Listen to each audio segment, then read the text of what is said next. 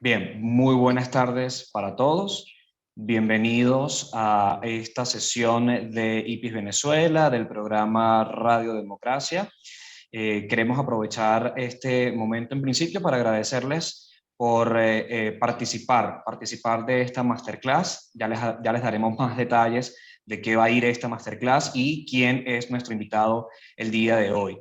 Unas apreciaciones técnicas para aprovechar un poco más la experiencia de esta masterclass, pedirles que a lo largo de la sesión mantengamos nuestros micrófonos y nuestras cámaras apagadas para facilitar las dinámicas de conexión y para que la presentación fluya sin mayor contratiempo. Aprovechar también para decirles que a través del chat de Zoom pueden ir haciendo sus comentarios y preguntas. Igual, si a lo largo de la presentación tienen algún comentario o alguna pregunta que quieran o algo que quieran agregar a la intervención o a la presentación que vaya haciendo nuestro invitado el día de hoy, pueden levantar la manito de Zoom para darles el derecho a palabra y llevar a cabo esta sesión de forma más dinámica. Igual recuerden que también por el chat pueden ir haciendo sus comentarios y al final de la presentación tendremos un espacio para compartir esos comentarios y esas preguntas y para que cada uno de ustedes, si así lo deciden, participen, ¿vale?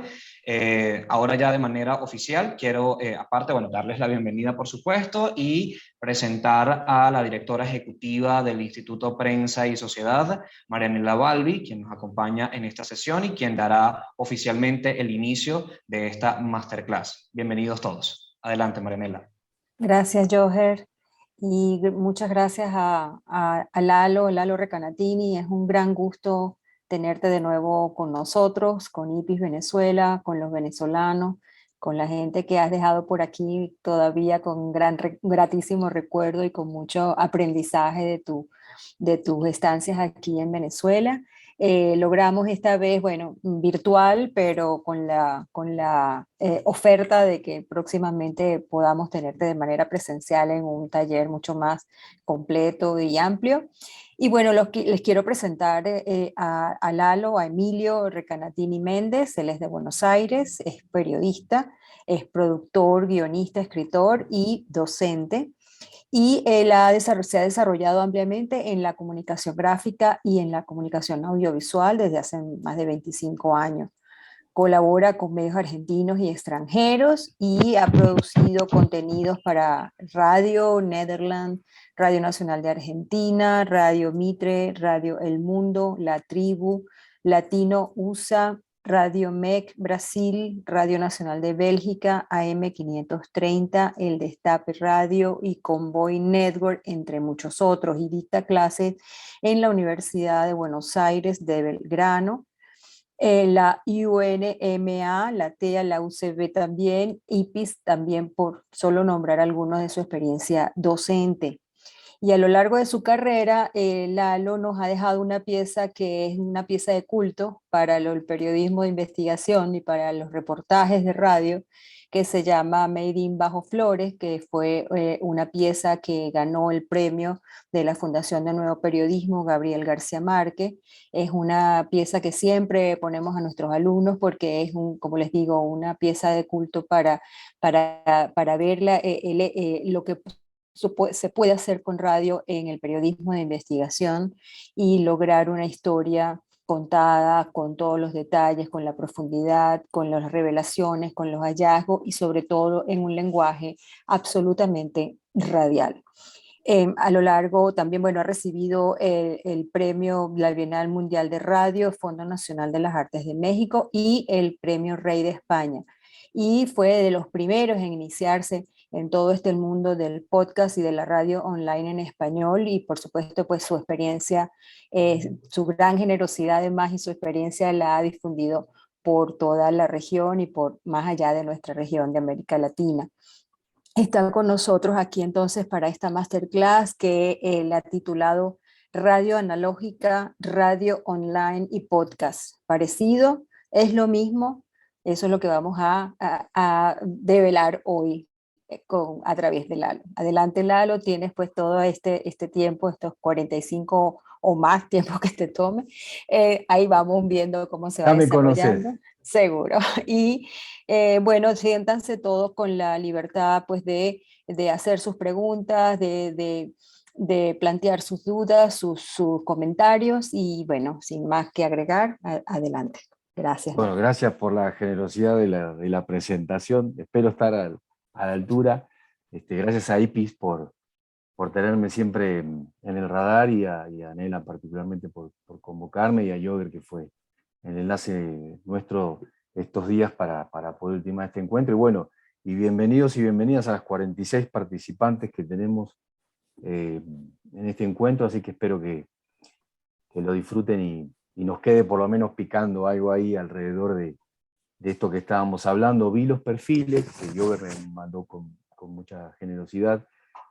Siempre me gusta saber con quién estamos trabajando y digamos, qué saberes traen, y si bien tenemos una notable mayoría de colegas, también hay gente que se dedica a otra cosa, de ingenieros, médicos, comerciantes, etcétera, con lo cual vamos a tratar de hacer algo que pueda ser accesible a todos y a todas, y si eventualmente surge alguna pregunta de índole técnico, ya saben, manito, Jogger me va a parar la moto y me preguntan y no hay ningún problema. A veces también hay tecnicismos que son muy locales, entonces en la dinámica uno da por sentado ciertos conocimientos o llamar con ciertas palabras algunas cuestiones técnicas que difieren de un país al otro, así que también los colegas y las colegas me dicen y lo aclaramos con muchísimo gusto. Bueno, puntualmente, yendo al título de nuestra ponencia, es Radio Analógica, Radio Online, Podcast,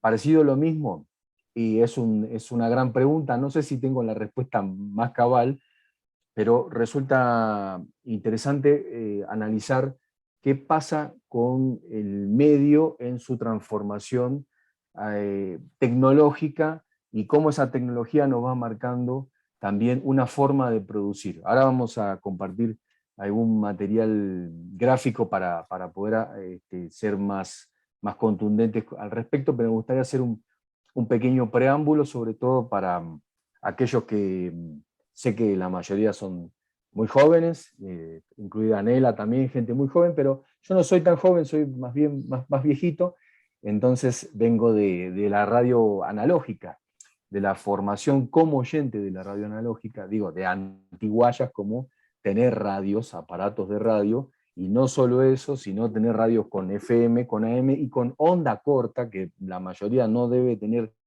idea de lo que es, y está muy bien, pero que era la forma de poder, digamos, era como una especie de nuestra internet prehistórica, que era la forma de acceder a contenidos que se producían en otros países que emitían en onda corta, digamos, la onda corta paradójicamente es una onda más larga que la onda de AM y de FM, entonces eso permitía que cubrir casi todo el globo, y con eso nos podíamos enterar qué pasaba en otros países que solían tener servicio al exterior.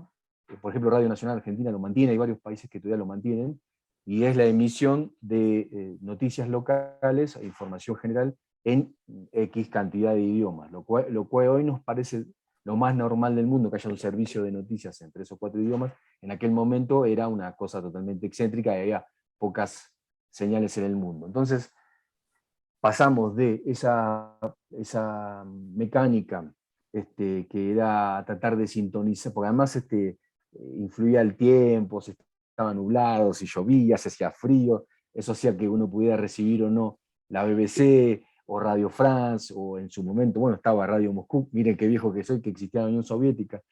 Había un paquete de señales que era uno tenía que ir orientando la antena, y de repente se iban y venían y demás, pero también era una experiencia muy interesante para conocer cómo se hacía radio. O sea, quiere decir que no había un solo lenguaje radial único para el mundo, y más en aquel entonces que tampoco estábamos tan intercomunicados como estamos ahora. Ahora, ese mundo, llevémoslo a la M, una cosa más cercana en nuestra vida, y posteriormente a la FM, y yo creo que así nos hagan todos tan los jóvenes, con la FM tienen una relación más cercana, implica una forma de producción y distribución de contenido, una lógica además de sostenimiento comercial y demás, que si bien es la mamá, si se quiere, de la radio online que nosotros conocemos hoy en día, no es exactamente lo mismo. Y esto tiene que ver justamente por la propia evolución del medio en cuanto a cuestiones tecnológicas. Entonces tenemos por un lado la radio analógica, sería la mamá de la radio online, que ya tiene, a ver, una cosa es la radio pensada, la radio de antena, que va a su vez también por online, y otra cosa son las emisoras pensadas online. Yo tuve la fortuna y también un poco la suerte, vamos a ser sinceros, de participar de una de las primeras radios online nativas y también aprender mucho de prueba y error, porque venía de ese mundo analógico, de qué cosas funcionaban, qué cosas no funcionaban y qué lógicas se podían replicar o no en la radio online. Entonces, lo que vamos a tratar de hacer es primero recorrer la historia de la radio para entender el medio, la evolución de ese medio, cómo fue modificando nuestras prácticas alrededor y como consecuencia natural, la aparición de la radio online también modifica nuestras prácticas como oyentes, incluso como productores de contenido.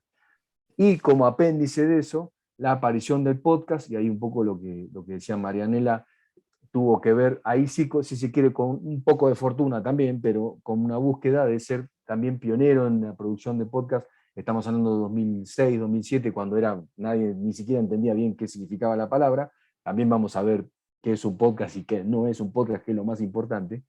Pero bueno, incluso había problemas para distribuir ese contenido. Incluso trabajando en medios no sabían dónde ponernos, porque no existían las plataformas como tenemos hoy de acceso tanto para contenidos como para subir nuestros contenidos, porque era una cosa totalmente novedosa que iba a impactar crecientemente con el transcurso del tiempo, también en la forma de producción y en la forma de distribución y consumo. Entonces, me parece que podamos entender que el aparatito nos modifica y a su vez las prácticas que nosotros hacemos con el aparatito modifican las mecánicas de producción que hay detrás del aparatito, nos van a permitir comprender más cabalmente qué es esto de producir contenido sonoro. Y cuando digo contenido sonoro, ya me excedo de los límites de la radio, porque el sonido ha excedido a la radio, claramente.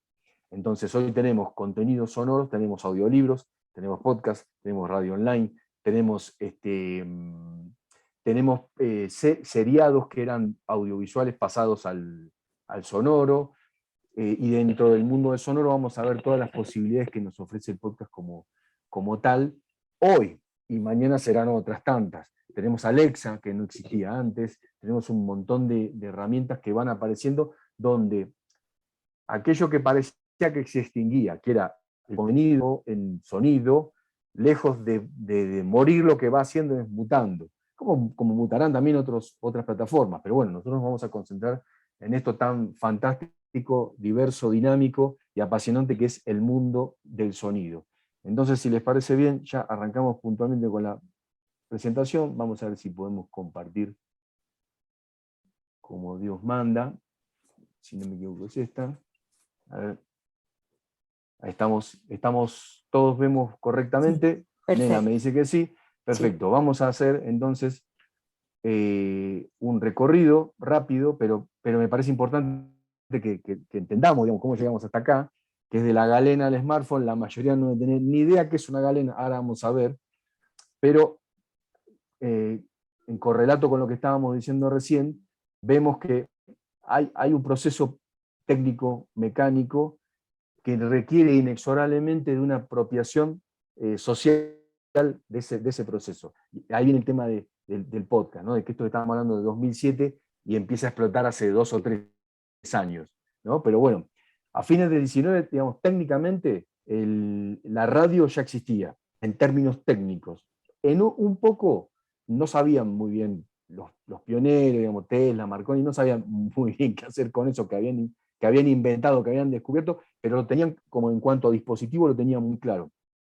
Ahora, en términos sociales, fueron necesarias 2, y en algunos lugares del mundo hasta 3 décadas posteriores para que explotara la difusión de contenido a partir de ese medio. Entonces, acá viene como también los procesos se van acortando. Lo que antes en un momento llevó 30 años, en caso concretamente del podcast, por poner ahora que está súper de moda y todo el mundo quiere hacer podcast y está buenísimo, llevó 5 o 6 años, en realidad, para que explote globalmente. Entonces, lo que demanda la proliferación de un soporte técnico es la apropiación social que hay a partir de eso, o no, tal vez, porque hay formatos que no han funcionado o no tuvieron la sobrevida que se esperaba. Entonces, puntualmente, a lo que nosotros nos pasa hoy no es nuevo, ya pasó hace 100 años, bueno, la radio argentina cumplió 100 años, y eso es lo más importante. ¿Cómo empieza todo esto? Bueno, con ese pequeño esquema que ven ahí, muy elemental, pero fascinante. De hecho, yo hice la experiencia, hice mi propia radio galena, cuando tenía 12 o 13 años, y milagrosamente funcionó. Y era una cosa increíble cuando a partir de tan pocos elementos, vos podés empezar a escuchar voces y músicas de terceros que lo están poniendo en el aire, pero básicamente el proceso de difusión, de apropiación del aparato, llega cuando se simplifica mucho en este esquema la recepción de contenido, ¿sí? Y la radio galena aparece en los años 20. Como ven, hay una antena que era un hilo, o sea, no hay mucho misterio, vamos a ser sinceros. Hay una bobina con 100 vueltas de cobre, o sea, tranquilamente hoy, cuando nos veamos en Caracas, si quieren, hacemos el desafío, armamos una radio galena y la ponemos a funcionar, y van a ver que con esos poquitos elementos podemos recibir seguramente alguna señal. Entonces, esto es lo que le dio comienzo a todo esto que estamos tratando y por lo que estamos atravesados además nosotros como consumidores de sonido. Pero fíjense que el esquema es muy sencillo, pero me interesa que lo retengan, porque vamos a saltar en el tiempo y vamos a llegar a una cosa bastante parecida, ¿sí? Entonces ahí no se mezcla McLuhan y un montón de cosas que no vienen al caso, pero los soportes se transforman. ¿Cuál es el gran salto histórico que tenemos nosotros en cuanto a la posibilidad técnica? Es la aparición de la válvula, porque eso hace que aparezca la radio valvular, la radio capilla. Algunos lo habrán visto en casa de los abuelos o lo habrán visto en anticuarios y demás, pero la radio capilla lo que hace es saltar esa cuestión casi artesanal que estamos viendo, que uno compraba el kit y lo montaba uno mismo, o sea, tenía que darse como cierta maña técnica incluso para poder montarlo y tal vez recibir algo, al salto a la válvula, que nos permite que simplemente con enchufar y prender la radio empezamos automáticamente a recibir básicamente en ese momento noticias y algo de música, ¿sí? La primera transmisión, y esto no es un autobombo argentino, pero la primera transmisión como tal de radio se produjo en la Argentina, fue el 27 de agosto de 1920, donde 4 pioneros que habían conseguido esos kits en Europa de radio, de la radio muy primitiva, arman, por ingeniería inversa, arman un transmisor, lo ponen arriba de un teatro y transmiten con la intención de transmitir contenidos, porque en ese momento, tanto en Canadá, en España, en Italia, había habido unas transmisiones, pero eran como muy experimentales. Era para ver si efectivamente viajaba el sonido. Ellos se dieron, eran de la alta alcurnia, conocían gente que tenía receptores, entonces se propusieron hacer una transmisión. Transmitieron la obra Parsifal de Richard Wagner, con lo cual está constituido como la primera transmisión broadcasting, pensado para que alguien me escuche, en el mundo 27 de agosto de 1920, con lo cual el año 27 de agosto del 20, la radio en la Argentina cumplió 100 jóvenes años. Pasamos en el salto en el tiempo y aparece la radio valvular, en el sentido de que las válvulas se hacen más pequeñas. Si vemos la diferencia de tamaño, incluso acá en la foto se puede percibir, las válvulas se hacen más pequeñas, se hacen más prácticas, el sonido mejora y proliferan un montón de estaciones de radio. ¿Por qué? Básicamente la explosión de la radio como medio masivo, porque eso baja los costos. Al bajar los costos, la radio deja de ser algo de un grupo de élite para ser algo muchísimo más popular. Obviamente los anunciantes descubren que hay un montón de gente pegado al lado de un aparato nuevo, donde además de información y música podemos meter anuncios. De hecho, muchas veces los primeros propietarios de transmisoras son productores, vendedores de radios.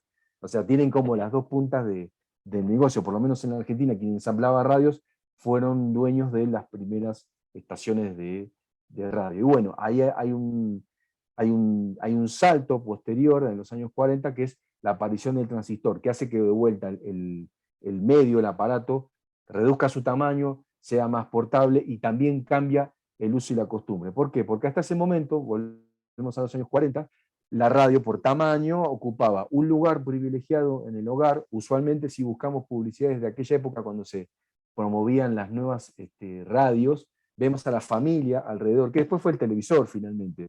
Y si lo pensamos históricamente, en otra época fue la biblioteca, digamos, la sala de la familia que tenía biblioteca, no tenía acceso a eso, estaba en torno a la biblioteca, y muchos siglos antes era el fuego, digamos. Pero básicamente la cosa se transforma, pero seguimos siendo un grupo de personas alrededor del fuego contándonos historias, que eso es lo más fascinante. Entonces, lo que decíamos, en los años 40 también, al mejorar la calidad y al mejorar la capacidad de transmisión y la cobertura de las señales, aparece en la época de las grandes orquestas, que seguramente muchos de ustedes se acordarán, o alguien les contó. Incluso las emisoras contrataban sus propias orquestas. En la Argentina, por ejemplo, contrataban la orquesta de tango o la orquesta de jazz, que le llamaban música moderna. Entonces había hasta una disputa entre emisoras para ver quién tenía contratado su elenco musical más prestigioso. Había competencias, la radio las emisoras empiezan a tener salones de participación, o sea, empieza a ser un ámbito en vivo donde uno puede ir a presenciar el show. Si no la vieron, se la súper recomiendo, la película Días de Radio de Woody Allen. Es extraordinaria porque él retrata ese mundo previo a la televisión, donde se vivía la radio, se vivía intensamente la radio, y donde aparecen la mayoría de los formatos que nos acompañan hasta hoy en día, reciclados, con las cuestiones técnicas que se van acoplando, pero que nos acompañan hasta el día de hoy. El tema de la tertulia, el informativo, hay un montón bueno, la proliferación del teléfono hace que sea mucho más fácil enviar y recibir noticias por teléfono. Antes era más difícil, pero también se mandaban por cable. Eso fue, la evolución técnica fue haciendo que la radio se nutriera de todo ese universo que permitía tener el mundo cada vez más cerca, pensando en la distancia, ¿no? Pero era el mundo cada vez más cerca, y la calidad técnica de poder contar con un sonido cada vez más refinado. La aparición del transistor vuelve a modificar el uso y la costumbre de los usuarios. ¿Por qué? Porque al aparecer el radiotransistor, al achicar, nosotros lo que tenemos es un receptor que ahora se puede portar. Y parece una tontería, pero no lo es. Porque si yo puedo portar el receptor, yo estoy atado físicamente a ir a mi casa a buscar información, entretenimiento, incluso a un horario solo o a una estación, que es la que mejor se escucha donde estoy. Porque eventualmente, si me voy desplazando y no se escucha bien la que estoy escuchando, la puedo ir modificando. Con lo cual, eso a su vez no solo modifica el vínculo con el equipo, sino que también modifica la forma de consumo.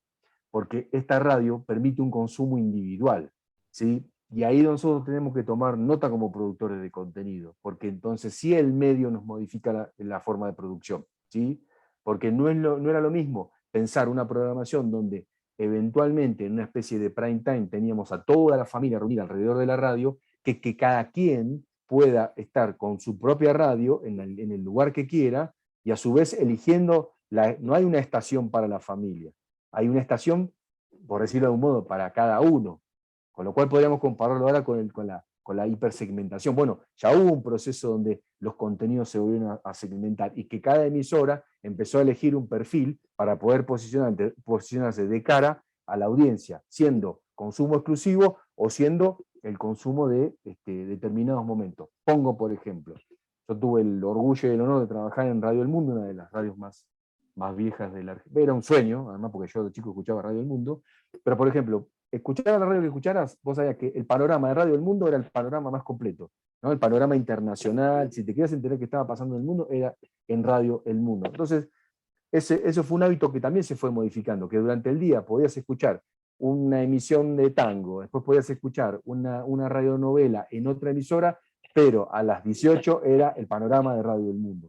Eso también cambió la forma de producir y de hacer circular la información.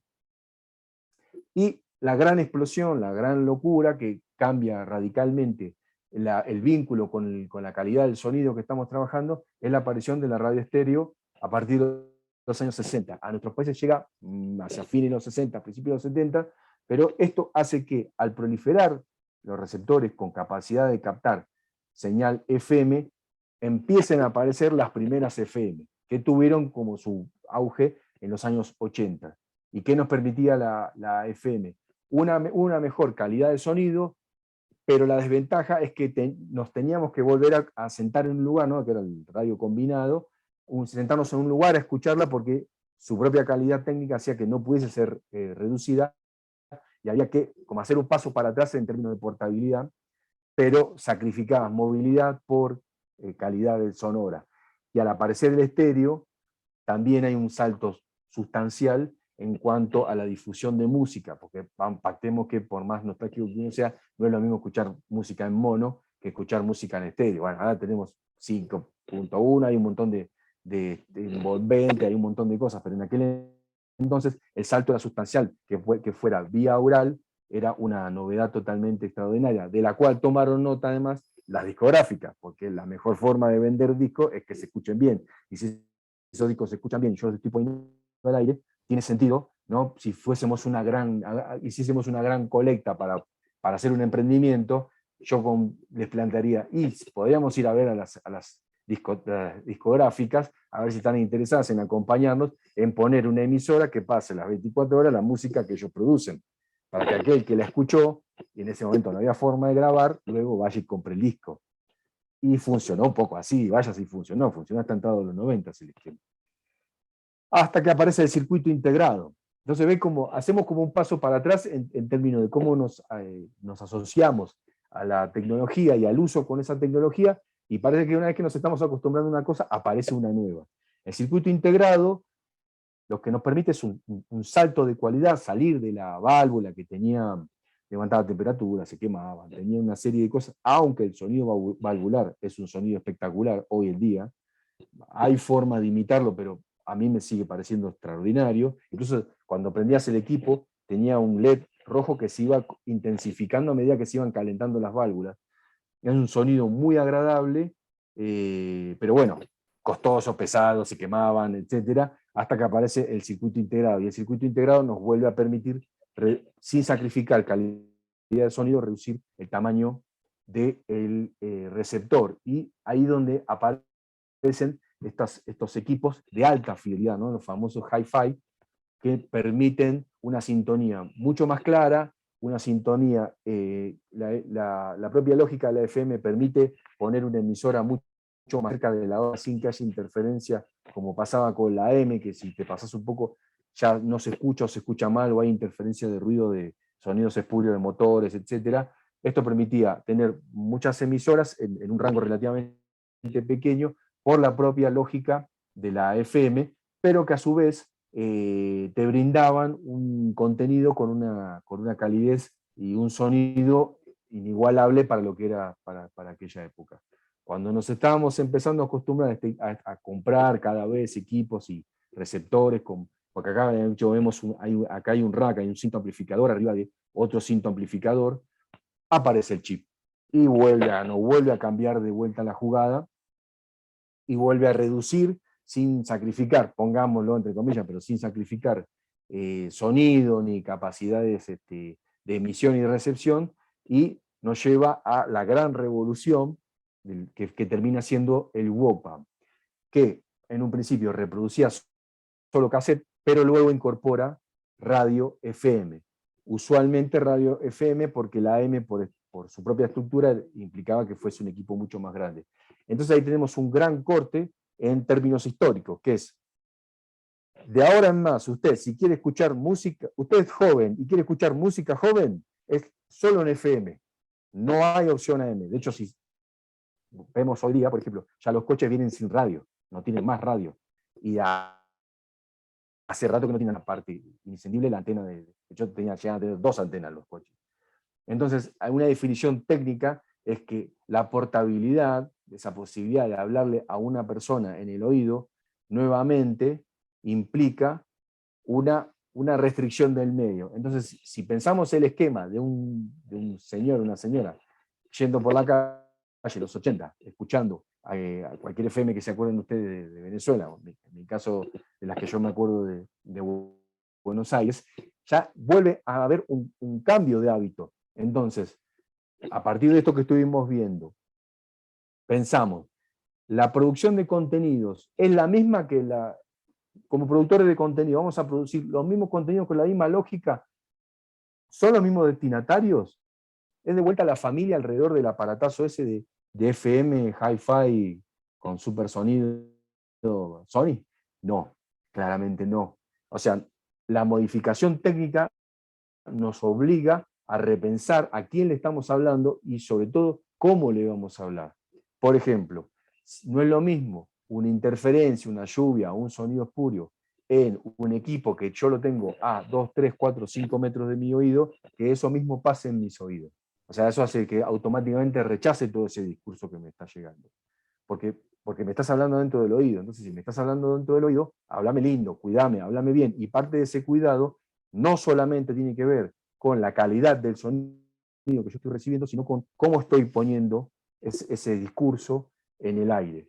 Y eso también modificó claramente la forma de producción, los discursos, los ritmos, las sonoridades, el trabajo sobre graves y agudos, un montón de cosas que implicaron un salto y un cambio de lo que se venía haciendo, incluso dentro de la misma FM.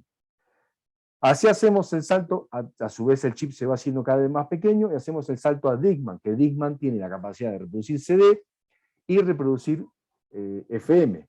De hecho, yo creo que ese modelo todavía lo tengo, porque guardo todos esos cachivaches en mi casa, y lo interesante era que eso le plantea, el Discman con radio, plantea un dilema de carácter tecnológico, que es, si el sonido de recepción de la FM no es tan bueno y claro como el sonido del CD, porque alguien va a elegir entre el CD y una emisora, con lo cual implicó un salto en cuanto a al proceso de sonido de las FM, a la calidad del sonido que se empezó a utilizar, de los procesadores, de las antenas, de un montón de cosas, porque el mismo salto tecnológico te obligaba a, ¿para qué voy a escuchar un FM que se escucha mal, si puedo escuchar un CD que se escucha perfecto? ¿Sí? Salvo que fueras caminando o en el carro y agarraras un bache y ahí saltaba y ya no se escuchaba tan bien, pero ese es otro problema.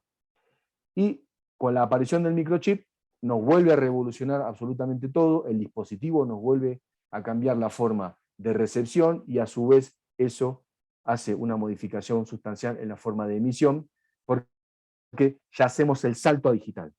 Es el salto irreversible a digital. Es la aparición del iPod, muchos seguramente se acordarán, en su momento era una cosa, una excentricidad, una cosa muy de nicho, como era aquella Radio Galena que vimos, que era de gente que por ahí viajaba a Europa y se traía un kit, pero implicó un cambio radical en la forma de producción y distribución. ¿Por qué? Porque ahora ya saltamos el soporte físico, número uno. No hace falta más llevar un disco como en el Discman, ¿no? Lo tengo en digital, número uno. Número dos, abarata los costos de todo el proceso de producción. En realidad es, para abaratar todos los costos del proceso de producción, paso de formato físico a digital, ¿sí? Luego instala nuevos jugadores en el mercado de la música y por supuesto del contenido sonoro, porque aparece Apple, que hacía computadoras en los 80, muy lindas, muy caras también, pero no estaban en el negocio de la música. Y si se acuerdan, el primer nomenclador grande que hubo fue iTunes, donde vos podías poner tus músicas y a su vez con una clave, qué sé yo, te lo descargabas en el iPod, no en el teléfono, en el iPod es previo, y eso modificó incluso, empieza a modificar la estructura del negocio de la música, pero abre una instancia impensada a el mundo y al negocio de los contenidos sonoros, porque alguien con mucho tino dijo, si usted señora, usted señor, se puede bajar la última canción de Luis Miguel, que dura 5 minutos y el disco entero dura 45, También se puede bajar algo que yo grabo y que se lo va escuchando por ahí cuando usted quiere, cuando usted quiere.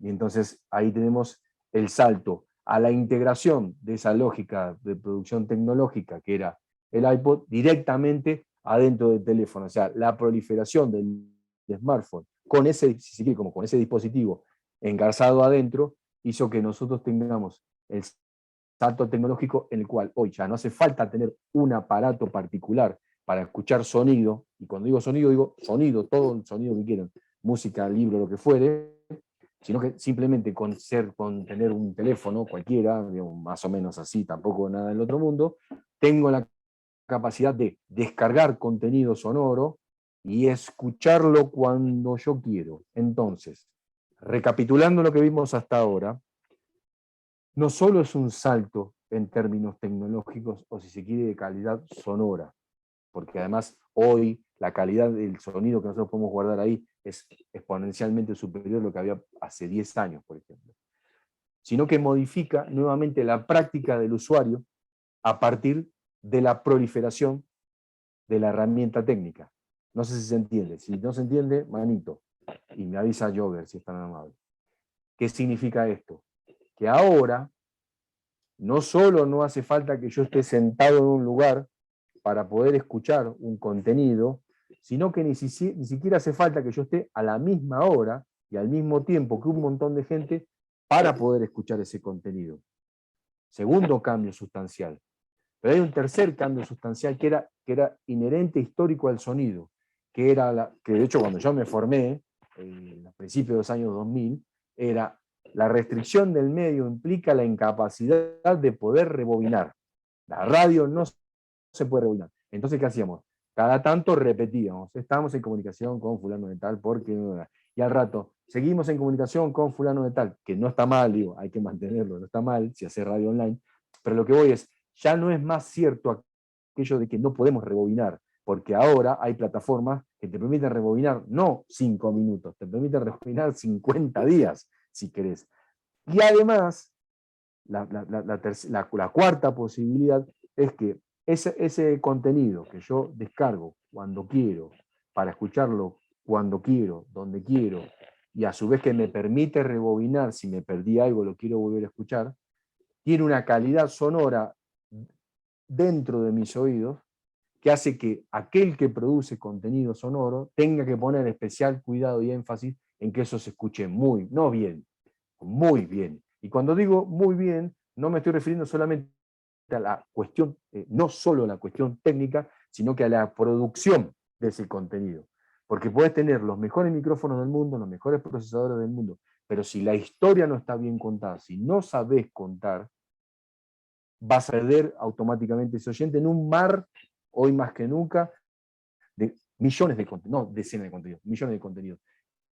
Es otra diferencia a la cual sumamos. Antes teníamos 5, 10, 20, 30 emisoras. Ahora, productores de contenido del nicho que nos interesa a nosotros, podemos tener 3.000, 4.000, 5.000. Y si uno más o menos se da maña con un par de idiomas, es exponencial. Entonces, también la práctica, el aparato modifica la práctica que nosotros tenemos respecto a la utilización de ese material. Acá planteaba el teórico, para mí uno de los más sustanciales en términos del sonoro, que es, nosotros tenemos que analizar cómo vamos a trabajar y a producir contenido a partir de nuestra materia de expresión. ¿Y cuál es nuestra materia de expresión? El sonido. Entonces, él lo que plantea, Fernández, es que siempre hay un conjunto, más allá que esto era por ahí para el paradigma anterior al que estábamos hablando recién, pero siempre se reedita. En un conjunto de restricciones y posibilidades discursivas que establece los dispositivos técnicos utilizados para la comunicación. ¿Qué significa? ¿Qué es esto que fuimos viendo? Es decir, bueno, Lalo, ¿para qué hacemos el recuento desde la radio galena para acá? Para entender que el implemento técnico, al modificar la posibilidad de intermediación, también modifica la recepción. Y cuando se modifica el receptor, nosotros, por obligación como productores, tenemos que modificar nuestra lógica de emisión y de producción de contenido. Y es así, y es inexorable. ¿Está bien, está mal? No lo sé. Es así. Por lo cual tiene lo de apasionante y aterrador, que es nunca hay un lugar de llegada. Todo el tiempo se está transformando. Me parece importante que nosotros comprendamos que nuestra materia de expresión es el sonido, ¿sí? ¿Y qué lugar ocupa? Y ahí es lo que estábamos viendo, hasta la disposición espacial de nuestros propios hogares se va modificando a partir de los dispositivos. Entonces, él lo que plantea es que va a abarcar todas esas variaciones y todas las dimensiones de la interacción comunicacional con el dispositivo y entre nosotros. Por ejemplo, cada vez es más común que alguien te recomiende una serie de plataformas. Hace 10 años era muy raro que alguien te recomiende, o sea, que fuese un tópico de conversación entre 3 amigos en un café, una serie de plataformas. Y lo mismo está pasando con los podcasts. Y eso hace que, al circular socialmente, se popularicen, y al popularizarse haya más demanda, y a más demanda, por supuesto, del otro lado hay un volumen más grande de producción. Pero tiene que ver con qué lugar ocupa. Y vuelvo al punto, ¿por qué no pasaba hace 10 años cuando arrancamos con toda esta locura del podcast y la radio online? Bueno, porque había un tiempo, a veces uno está, no hay que estar ni muy adelante ni muy atrás, hay que estar más o menos en el medio. Bueno, a veces hay un proceso social que todavía no se dio, que tiene, o no, pero tiene que acompañar. Yo le tenía fe, digo, gracias a Dios, la cosa funcionó. Podría haber salido mal, pero salió muy bien. Entonces, ¿qué pasa cuando nosotros trabajamos con, ¿se acuerdan? La materia con la cual trabajamos nosotros, el sonido. Nosotros tenemos 2 vías de acceso, dice Fernández, que es al mundo, que es la pulsión escópica, claramente la posibilidad de acercarnos a algo a través de las imágenes, el movimiento, los colores, etcétera, un montón de cosas que tienen implicancias psicológicas, no vamos a meternos con esto, y la pulsión invocante, que es interna del propio cuerpo. O sea, ¿qué estamos diciendo? Que el sonido es tan maravilloso como material, es tan fantástico, que incluso es interno en nosotros. Cuando yo veo un cuadro, yo lo estoy viendo, lo puedo ver más cerca, lo puedo ver más lejos, pero en un punto hay una distancia. El cuadro no está dentro de mi ojo, sí, poéticamente, pero no está dentro de mi ojo. Ahora, cuando yo le hablo a alguien, y seguramente muchos de ustedes están siguiendo esta charla con auriculares, yo tengo presente que les estoy hablando adentro del oído. Es fascinante, pero hay que ser muy responsable también, porque no puedo hacer cualquier cosa dentro de tu cuerpo, no puedo hacer cualquier cosa dentro de tuyo. Entonces lo fascinante que tiene es que el oyente nos permite incluso ser, si yo hablo o empiezo a... Hay partes de su cabeza que se empiezan a mover, hay partes de su tímpano que tiene una implicancia en el contorno de sus oídos. Hay un efecto físico real, entonces no es lo mismo un sonido agradable que un sonido desagradable, no es lo mismo algo bien contado que mal contado, no es lo mismo un sonido global, no es lo mismo una cortina musical que va y otra que no va, y que si se va rápido o se queda tampoco da igual. Hay todo un proceso de mucha responsabilidad porque estamos hablándole adentro de la cabeza. Ahora, pensémoslo del otro lado del mostrador, como contadores de historias, o como personas que quieren difundir un producto. ¿Qué más fantástico y fascinante que poder difundir las maravillas de lo que nosotros producimos o vendemos dentro del oído de ese oyente o esa oyente ideal que nosotros nos hacemos en la cabeza? Porque los ojos los puedo cerrar, la boca la puedo cerrar, pero los oídos no los puedo cerrar. Y eso es fascinante. Y un poco él lo que plantea es que la cuestión de la toma directa, la capacidad de poder hacer una toma directa, que no fueran solamente cosas grabadas, sino que pudiésemos estar, hola, ¿qué tal? Muy buenos días. Habla Lalo Recanatini de la Ciudad de México, gusto en saludarlos. Hace que se acorte la distancia, que eso que le parecía imposible, un mundo inalcanzable, empieza a ser mucho más corto, y hace que millones de personas pasen a estar bañadas por un mismo discurso por primera vez en la historia. Porque incluso con la radio no hacía falta ni que sepas ni leer ni escribir para poder estar más o menos enterado de lo que estaba pasando en el mundo. Con lo cual, la radio como tal, y ahí lo saco con la radio porque si no pensamos en un aparato, el sonido, la distribución del sonido, hace que aparezca por primera vez la comunicación de masas realmente. Y eso es un hito en la historia de la humanidad. Cambió sustancialmente y fue usada para lo mejor y para lo peor, pero digo, apareció con esa potencia, y quienes tomaron nota rápidamente de la potencia que tenía, la posibilidad de que la voz de alguien llegue a todos lados al mismo tiempo, bueno, tuvo un diferencial histórico en un montón de sentidos. Y ahí nosotros lo que estábamos viendo, que era un recorrido, es cómo digamos, la posibilidad de recibir sonidos en un lugar o en otro, en el oído o a través de grandes aparatos, va modificando esas prácticas sociales en torno al dispositivo y las posibilidades que ofrece. Por ejemplo, hoy mismo estaba viendo The Economist, que es un medio financiero con más de 100 años y demás. Este mes llegó a 3 millones de descargas de su podcast de recomendaciones financieras, inversiones y demás. Hay un montón, pero hoy me llama la atención. The Economist, todo el mundo lo conoce, es fantástico, es un periódico, es un portal. Ahora, por primera vez en su historia tiene más bajadas del podcast, al cual le habían apostado sin mucha fe, más bajadas del podcast que lectores reales de su plataforma, ¿no? Entonces eso nos demuestra la potencialidad extraordinaria que tiene esto, la capacidad de producir contenidos de alta calidad con una inversión relativamente baja comparado con otros soportes, y a medida que esto va apareciendo, que esta modificación que estábamos viendo social alrededor del dispositivo, hace que vos, no hace falta que a las 7, a las 8 o a las 9 prendas y escuches el podcast de The Economist, y si no lo aprendiste a las 9 te lo perdiste, porque como está colgado en la página, vos te lo descargás y lo escuchás mientras te estás duchando antes de salir para el trabajo, mientras estás haciendo gimnasia, mientras estás yendo en bicicleta en el metro, llevando a los chicos o lo que fuera. Cada quien va a ser alcanzado por ese contenido en el momento que puede, en el momento que quiera, y mucha gente va a ser alcanzada por ese contenido, pero no todo al mismo tiempo, con lo cual el concepto con el cual nosotros fuimos educados, al menos yo, de audiencia explotó por los años. Hay que pensarlo todo de vuelta. Y bueno, ahí estaba viendo el País de España también, tiene 1 millón de descargas diarias, o sea, claramente no vende 1 millón de ejemplares diarios, sí, posiblemente tenga más de 1 millón de visitas el sitio, pero es una barbaridad.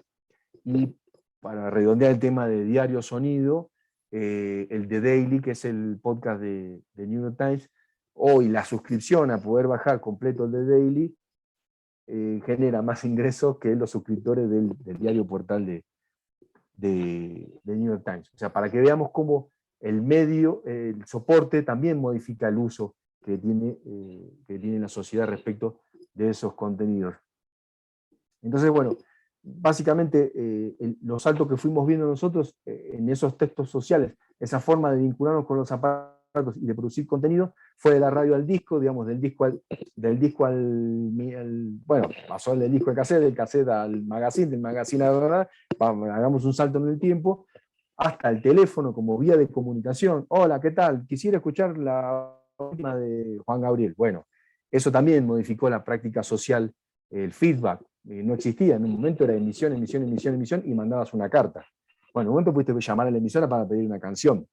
Eso también generó una modificación de la interacción de las audiencias con las formas de distribución y de los productores, porque vos estabas, bueno, los llamados me orientan más o menos qué es lo que le gusta a la gente escuchar, y también, vamos a ser sinceros, entre productores, acá debe haber muchos, nos rellenan un poco el aire y nos dan un poco de descanso a los productores.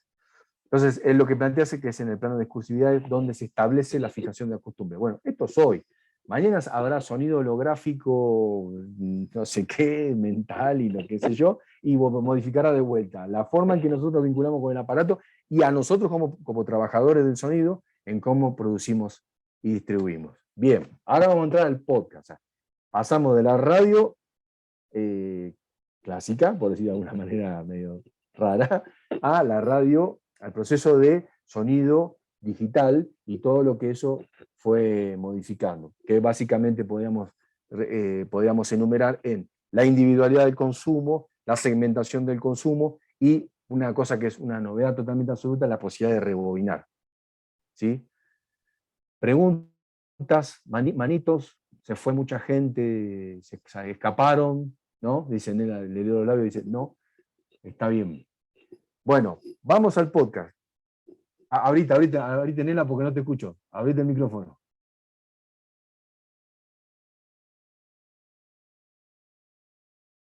Ahí, no, creo que te tienen que desmutear los chicos. Yo creo. Pero bueno, pasamos si quieren, pasamos al podcast. Perfecto.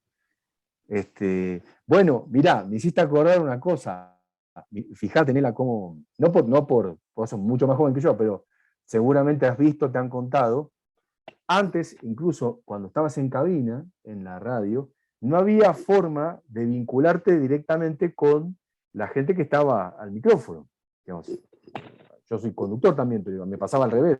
De un lado o del otro del vidrio, digamos, nosotros decimos la pecera, te pasaba lo mismo, que no había talkback, como hay ahora, que ahora hay talkback individual. O sea, le puedes hablar a cada quien, decirle una cosa distinta en distinto momento, sin aturdir a todos en conjunto.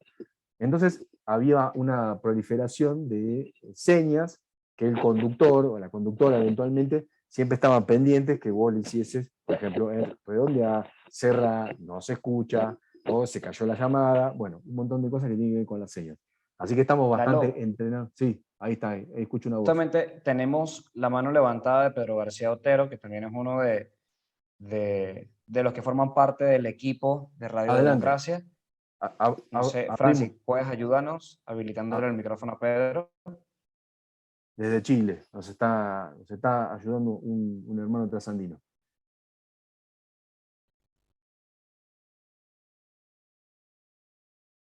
Ok. Perdón, Pedro. la bajé, Por ahí está. Ahí estamos. la bajé. Se podía resolver perfectamente vía chat. De verdad, está muy buena. Ok, entiendo que la pregunta que hace Pedro es, ¿crees que el público tiene cultura de rebobinar en el podcast? Que es la pregunta que hace por el chat. Es muy buena pregunta. Bueno, vos sabés que cuando vos descargas el contenido es más difícil medir eso porque no tenés un espejo del otro lado, o sea, o no legalmente no tenés un espejo para ver qué hace la gente, pero sí con las plataformas de consumo, en el caso de Spotify, ahora hay un montonazo, y sí, hay un montón, pero ponele Spotify, que es la más popular, no necesariamente la mejor, pero sí la más popular. Sí, ellos del otro lado del espejo tienen la capacidad de ver las pausas y las rebobinadas, y si bien es información que no brindan públicamente, hablando de hecho yo tengo contenidos ahí, pero hablando con colegas y amigos que están en el sector, es como que crecientemente la gente se da cuenta que puede poner pausa y además que puede rebobinar ese contenido para volver a escucharlo. Y sucede mucho, sobre todo con contenidos que tienen que ver con nociones económicas y algún tipo de historias, ¿no? Entonces, si te perdiste, porque la ventaja que te da el sonido también es que vos puedas estar haciendo otra cosa que me parece fascinante también, por otro lado, ¿no? Que puedas estar, y nosotros también lidiamos con una usuaria que está haciendo otras cosas, entonces hay que ser muy pícaro en ese sentido. Sí, están incorporando el tema de pausa, y si vos te fijas, además el botón es cada vez más grande de play y pausa, y en el caso de Spotify, tiene la posibilidad de volver 10 segundos. Ya no hay un salto a cualquier lugar, sino es 10 segundos, 10 segundos, 10 segundos. Y por ejemplo, en Radio Cat, que es un desarrollo tecnológico muy interesante, también vos podés parar, podés rebobinar y podés buscar, podés saltar en el tiempo cada X cantidad de minutos, incluso hacer tu propio recorte, guardarlo y descargarlo o escucharlo.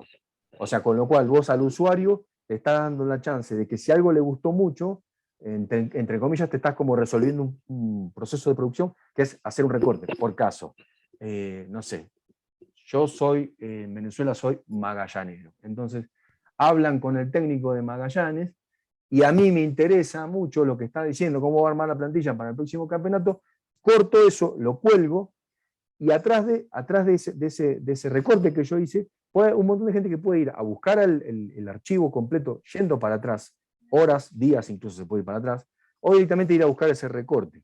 Y eso implica no solo parar, retroceder, sino cortar y poner en la vidriera para que otros accedan a ese contenido. Entonces, yendo nuevamente a la pregunta, sí, y de hecho a mí me sorprende también cómo los usuarios se apropian de la herramienta. Y vas a encontrar muchos recortes de radio en YouTube, de gente, me imagino que eso también se traduce después en un montón de hits que tienen una monetización, pero gente que se está dedicando a hacer cortes de radio y subirlos. E incluso fenómenos totalmente locos para mí, por lo menos, ¿no? Que tengo 45 años, que es, hay programas de radio en la Argentina que están al aire y que los viejos programas han sido mínimamente remasterizados y subidos a YouTube, que tienen más reproducciones los programas viejos que el índice de rating de audiencia que tienen ahora. O sea, ellos compiten contra ellos mismos y tienen más éxito, o sea, tienen más éxito ellos en el pasado, lo cual en términos de sonido es impensable. Jamás uno hubiese pensado que, por poner un programa de radio, estuviese al mismo tiempo compitiendo con sí mismo en el pasado y en el futuro. Con lo cual, metafóricamente, hay como muchas formas de rebobinar, ¿sí? De hecho, yo te diría, me parece, sospecho, que incluso hay una audiencia deseosa de rebobinar, ¿sí? Y no sé si le estamos produciendo contenidos para rebobinar en su vida, pero bueno, lo dejo ahí, ya lo veremos en algún taller o alguna cosa alguna iniciativa que aparezca. Ahí Gustavo estaba levantando la mano. Hay otra. Aló, buenas. Aló, ¿qué tal? ¿Cómo estás, Un Gustavo? placer, Igualmente. Emilio. Tengo una vida en radio. Soy seguidor de muchos podcasts. Me gusta la plataforma de los podcasts y sigo varios. Mi pregunta es sobre la diferenciación de los formatos. He tenido la suerte que no toda la gente de radio tiene de ver el alcance de un programa de radio, cómo puede actuar en personas, cómo puede ayudarlas a mejorar. Con los podcasts es como más fácil ver la posibilidad de intercambio, pero ¿qué tan grande puede ser ese alcance? Bien, es una excelente pregunta. Mirá, va a depender mucho de la capacidad de difusión que tengas, por supuesto, pero a su vez de la capacidad de meterte en esos nichos concéntricos donde un productor de contenido, productora de contenidos, potencia a otro productor de contenidos. Y te pongo un ejemplo que está muy en boga, que es el caso de los youtubers. Que además ellos son, me imagino por una cuestión generacional, son muy solidarios entre sí. O sea, el youtuber que tiene 3 millones de seguidores incluye en su show al que tiene 20.000. ¿Sí? Te puedo garantizar. Es muy factible que el de 3 millones sume alguno de esos de 20.000, pero que el de 20.000 seguramente va a sumar un montón de oyentes más. Entonces, a veces es la sinergia que vos puedas producir siendo un productor de un podcast sin grandes recursos, o no estando trabajando para una plataforma que te lo posiciona, que te lo impulsa, que te lo publicita, sí sos astuto en cómo vincularte en círculos concéntricos que te permiten. En un momento es como que agarras una corriente, ¿viste? Como las tortugas Buscando a Nemo, que de repente soltás y te lleva. Bueno, es una cosa muy parecida. A veces sale a la primera, a veces hay que buscar, pero todavía, después yo creo que se va a estructurar y restringir, todavía hay formas de trascender mi propio límite de audiencia, ¿no? Ese primer círculo concéntrico al cual yo llegué. Eso por un lado. Y entonces ahí lo que habría que ver, habría que sentarse a analizar tus métricas y armar un plan, pero sí te garantizo que podemos trascender ese universo inicial. O sea, hay formas. Y ya te digo, en cuanto a cuál es el límite de capacidad de descarga de contenidos, y fíjate que te estoy diciendo, un contenido económico de más o menos 18 o 20 minutos, no tiene mucho más, tiene 3 millones de descargas. ¿Siempre tuvo 3 millones de descargas? No, claramente. Hubo un proceso de acumulación y crecimiento, pero es una frontera posible, a eso voy. ¿Alguien más? Aquí tengo otra manito, Gilda. Gilda Jiménez. Sí, ¿me oyes? ¿Me oyen? Sí. Hola, ¿cómo estás, Gilda? Un placer, un gusto y paisano también porque yo nací en Buenos Aires. Sí. Lo Mira, siento por vos, lo siento mucho por vos. ¿tú eres cordobés? No, yo soy más, yo nací a 20 cuadras del obelisco. Pero Yo bueno. nací yo nací en el Hospital Rivadavia. Mira, Bueno, sí, ahí, en el barrio de Flores, ahí cerquita. Conozco. así es. Sí, así es. Bueno, tengo toda mi familia allá también. Mira, la pregunta es la siguiente. Yo tengo una confusión de podcast porque en estos días tuve una discusión con mi hermana, ¿no? En relación a esto, porque podcast, ella decía, no, es video, no tiene que ver nada con el sonido. Ahora, mi pregunta es si el podcast se le puede atribuir también al video, porque como ahorita la radio también se ve, porque la radio evidentemente hay cámaras y hay estudios, quería saber si eso se le puede atribuir a un video y qué diferencia podría haber entre un video y un podcast si el podcast es video también. Bien, muy buena pregunta. Bueno, mira, ahí viste que estábamos viendo la evolución de los soportes, cómo va modificando la relación nuestra misma como usuarios y como productores. El tema puntualmente del video, que sería videocast, por si querés de alguna manera, es posterior al podcast, ¿no? Las capacidades de grabar y distribuir sonido, en términos históricos, tecnológicos, era mucho más fácil hace 10 o 15 años que fuese solo sonido, que fuese video. La gran evolución y explosión de YouTube tiene relativamente 5 o 6 años, no hace tanto, que nos parezca 1000 años, no hace tanto. Entonces, hay una confusión muy generalizada que es, bueno, si es podcast o videocast. A ver, si es un contenido en el cual vos lo que tenés es una charla, digamos, una entrevista, y está bien hecha, y el sonido es bueno, y el cuestionario está bien armado, y el host o la host son muy buenos, y el entrevistado anda muy bien y demás, la verdad que la diferencia puntual entre que se vea y no se vea no es muy grande. La cámara 3 no te va a aportar mucho a la respuesta, ¿no? Supongamos que entrevistamos al tipo que descubre, la señora que descubre la vacuna contra el cáncer. La verdad que si hacemos un plano corto, un plano largo, lo que está diciendo no varía mucho. Pensemos en términos de contenido. También es importante lo que nos está contando. Entonces, yo no soy un talibán. De hecho, fui uno de los primeros en incorporar cámara dentro del estudio e imágenes a los podcasts que producía los especiales que producía para Radio Nacional en el 14, hace casi 10 años. Y era un hereje, una locura, casi me prende en fuego y demás, pero me parecía que había una integración natural entre algunos elementos de imagen y el sonido. Ahora, ¿qué pasa? Que cuando vos pensás para sonido y pensás para el oído, hay un montón de información que vos tenés que agregar a partir del sonido, que si la estás viendo no tiene sentido o es redundante. Por ejemplo, si vos estás haciendo un seriado y de repente hay una frenada y tiros, ¿qué sentido tendría que vos describas? Y entonces el auto frenó y empezaron a dispararse. ¿Sí? Sería como un subrayado. Entonces, me parece que todavía esa hibridación no se termina como de decantar claramente, pero si le vas a hablar, vuelvo al punto, si le vas a hablar a alguien, pensá cómo le vas a hablar, con qué tono le vas a hablar, qué le vas a decir, con qué elementos vas a jugar, en términos de su oído. Y por otro lado, cuento un consumo mío. Yo escucho bastante material al dormir, de lo más diverso y más loco, así a veces me despierto sobresaltado, y usualmente uso YouTube por una cuestión de comodidad, simplemente por una cuestión de comodidad.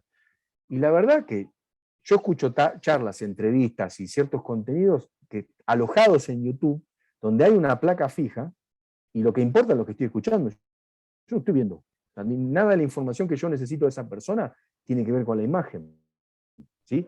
Entonces, es un poco como uses el elemento. Y para reforzar esto que estabas planteando, YouTube acaba de incorporar una opción que es te permite ahora, que era un incordio para los que subimos con el sonido de YouTube, te permite poner una placa fija que se replica en todo el largo del track. Poner que sean 10 minutos, ya no hace falta armar un video donde además tenés que multiplicar frame por frame, viste, la hora de IPIS, sino que simplemente pones la placa y te la permite replicar. ¿Por qué? Porque ellos se dieron cuenta que se les estaba yendo un montón de audiencia a otras plataformas justamente por no facilitarle a los podcasters la chance de alojar su material ahí, ¿sí? Pero vuelvo a lo mismo, si vas a hablar, si vas a contar algo en sonido, pensá en sonido, no pienses en imagen. A ver si, bueno, yo quiero pensar en imagen, bueno, te va a salir 30, 40, 100 veces más caro, claro, sí, lo puedes hacer. ¿Me explico?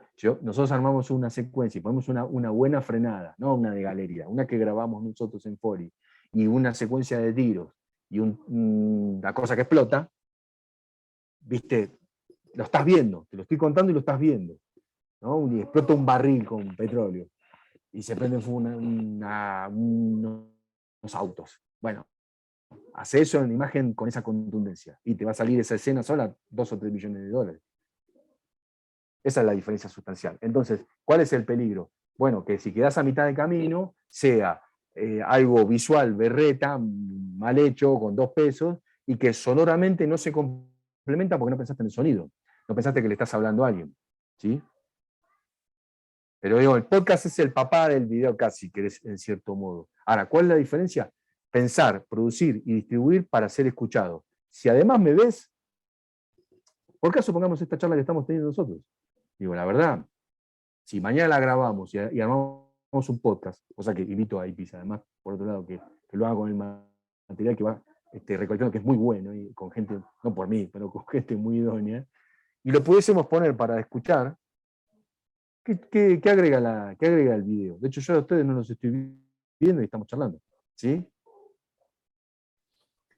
Para Sí, pensar, digo, ¿no? yo quisiera exactamente, yo creo que esta última pregunta nos deja justamente en esto, en qué significa podcast, ¿no?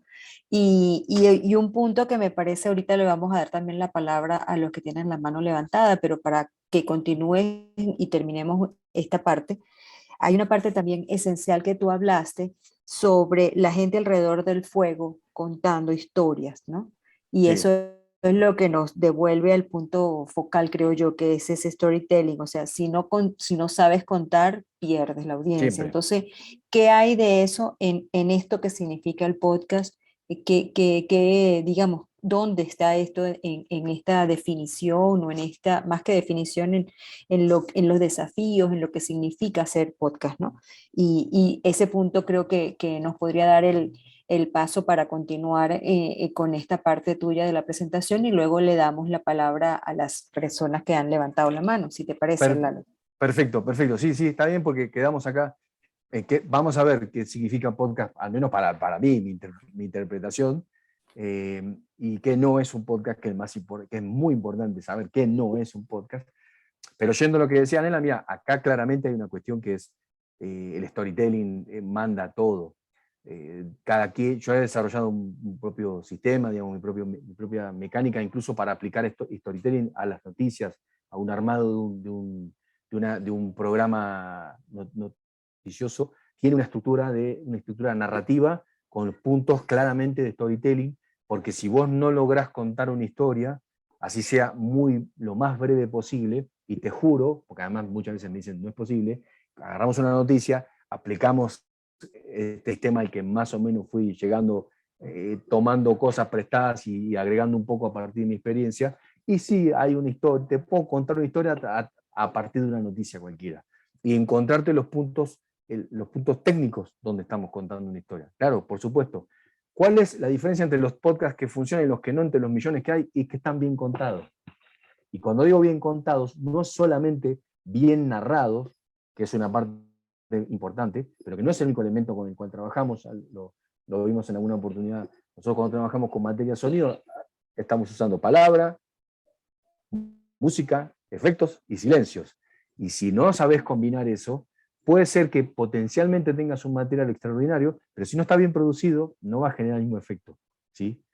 Que respondiendo un poco a la pregunta que nos hacía el colega hace un rato, que tiene mucho que ver con el boca a boca. ¿Escuchaste el podcast de fulano o fulana? No. Ah, está buenísimo. Y a veces ni siquiera tiene que ver con un gran presupuesto tecnológico, sino que está hecho por gente que sabe mucho de esto, de contar historias con palabras, ¿sí? Vamos a qué es un podcast y qué no es un podcast, que es uno de los temas que nos juntó alrededor del fuego hoy. Término podcast, producto de la unión de dos palabras. O sea, como ven, no hay nada nuevo. Todo es un reciclado. Una cosa muy, muy McLuhan, si se quiere. Teníamos por un lado la aparición del iPod y el iPod como irrupción tecnológica que nos permite por primera vez agarrar sonido no en formato físico sino en formato digital, o sea, no hay que comprar nada físico, lo puedo alojar ahí, puedo ver un tracklist claramente, no es como el disco que decía tema 1, tema 2, tema 3, ¿cómo se llama el tema? No sé, ese tema 1. Acá dice tema 1, fulano de tal, dura tanto. Y el broadcast, que es la capacidad de distribuir masivamente un contenido, ¿sí? Eso es una genialidad. O sea, hay que aceptarlo, es una genialidad. Usualmente las ideas geniales es unir dos cosas que parecía que no tenían nada que ver una con la otra.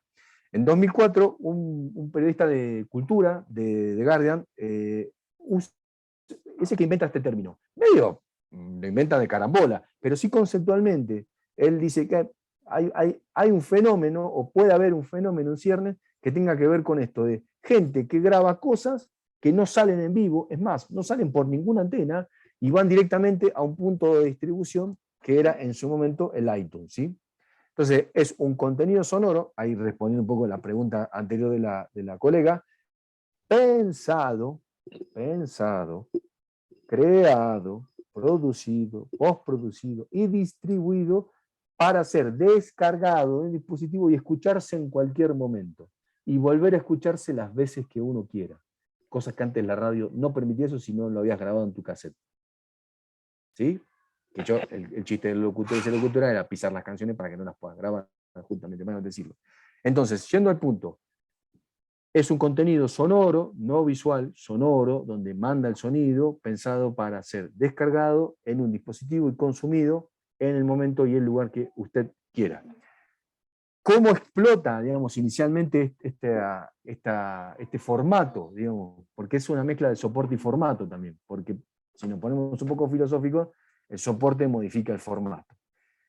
El 13 de agosto de 2004, un ex VJ de MTV, ven ahí, pobrecito el look, lo cambió, se los garantizo, pero bueno, en ese momento eso, aunque no les parezca, era muy moderno, profundizó el tema del invento cuando utiliza como una forma de distribución masiva ese contenido que él hacía, que crea una app, lo echan de MTV, les cuento un poco el entretelón, lo echan de MTV y él se da cuenta que tiene una agenda muy profusa de artistas que daban notas en MTV solo porque estaba él. Entonces el tipo dice, bueno, a mí me echan macanudo, yo me voy, pero me llevo a mis propios artistas. De hecho, los primeros que entrevistas son los Ramones, que no daban notas nunca.